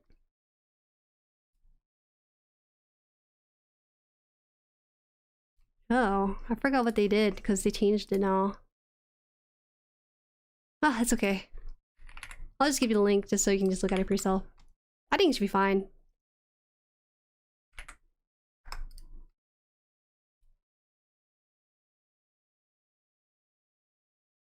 Okay, and I think that's it. Alright, I think that's really... I've been yapping for so long. And so nerdy too. My gosh. Why didn't we put in their feedback?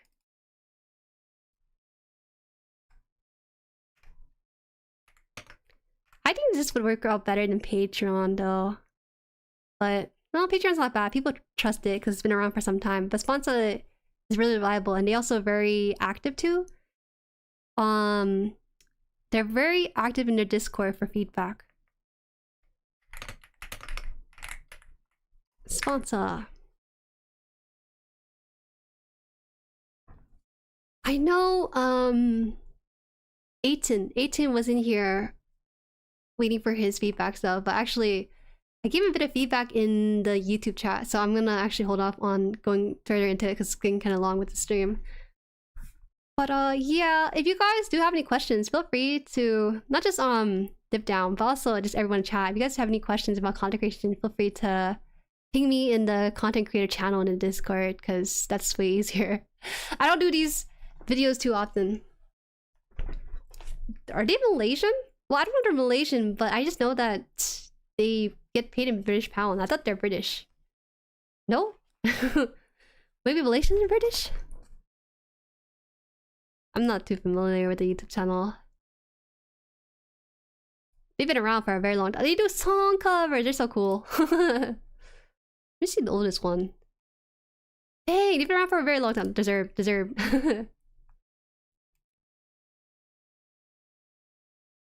Oh, local VTubers? I thought there's just VTubers in general. I didn't realize. Because they do sponsor VTuber events that's around. Hey, you know, they could be Malaysian. You might be right. I just thought they were British. But it may not be British. Just check their accent. How about that? We can figure out from their accent. Oh, hello. Oh. That's a very British accent. I'm so sorry. Thank you for confirming that within 2 seconds, Velocity.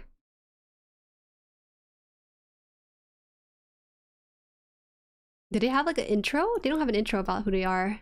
Never mind, they don't. Okay, so off the mark. Well, you know, it's nice they support Malaysian VTubers. Alright, so I'll leave it at that. Sorry I couldn't get to your channel, Ethan. There's a lot of channels that were submitted. But if you rewatch the VOD, there's some channels that are, you know, around the same area of journey for their channel, so it might be worthwhile to check back on the VOD. I tried my best to cover as many as I can at different journeys and different niches. They did show up for Malaysian VTubers a couple times. They sponsored a lot of VTuber events too. Lots of stage. Oh, I can't show it. I don't know. I'm too scared. Birthplace, ethnicity, and residence can all be different. Yeah. You're right. Alright, that's it for today's stream. I'll pick it back up tomorrow. I should be on time. I never show on Saturday because we do everything on Saturday. Grocery, gym, side quest, Sec 2. So we'll pick up that and continue to build on the RG Epyon. The stream was really informative. I appreciate you doing this. Oh, thank you. You're so kind. Actually, Crispy Applesauce, you could also, if you wanted to, maybe you have multiple video ideas, you can have a sponsor page as well for your stuff, and then have fans kind of vote with their wallet what they want to see. Because a lot of people really do want to support you. They might not know how to support you. I don't know, when I see my friend's sponsor page, I might toss in a couple bucks because I know where it's going and they deliver with it. So more things to consider. Nice stream. See y'all tomorrow? Question mark. We're all gonna be here. There's no question mark. No doubt about it. Jerry, this was really lightning stream. Thank you so much. Thank you to chat for not going too hard. I don't think anyone's gonna go too hard. I think we really appreciate the raw authenticity of content creation because it's a creative outlet, right? And so your soul comes through so well. Everyone's soul as a creator comes out so well. So it's nice. It's very nice. Honestly, these streams are really great to listen to. A yap stream, a learning stream. I originally wanted to do my niche in content creators, helping out content creators for the channel, but I don't know. My live stream, I actually built my niche around my live stream as opposed to my videos, because even though I have some content creator for VTubers, that's my niche. Videos for them, and the view counts don't really mean much to me. If anything, I did better, like, with you guys. So you guys give me affirmation when things go well. Thanks, Juju. Thank you, Asian Wing Sauce. Oh my god. It's always the dog profile picture. It gets me every time. Really enjoyed some of their channels too. Good show, apples and dips. Yeah. Oh man, I will I'll make sure to link the channels that were mentioned during this live stream. I couldn't get to all again. There's a lot actually. So sorry. Next time, we'll see. Yeah. Alright. 6:30 p.m. EST, 3:30 p.m. PST, 10:30 p.m. UTC, and that'll be all. Bye-bye. Bye.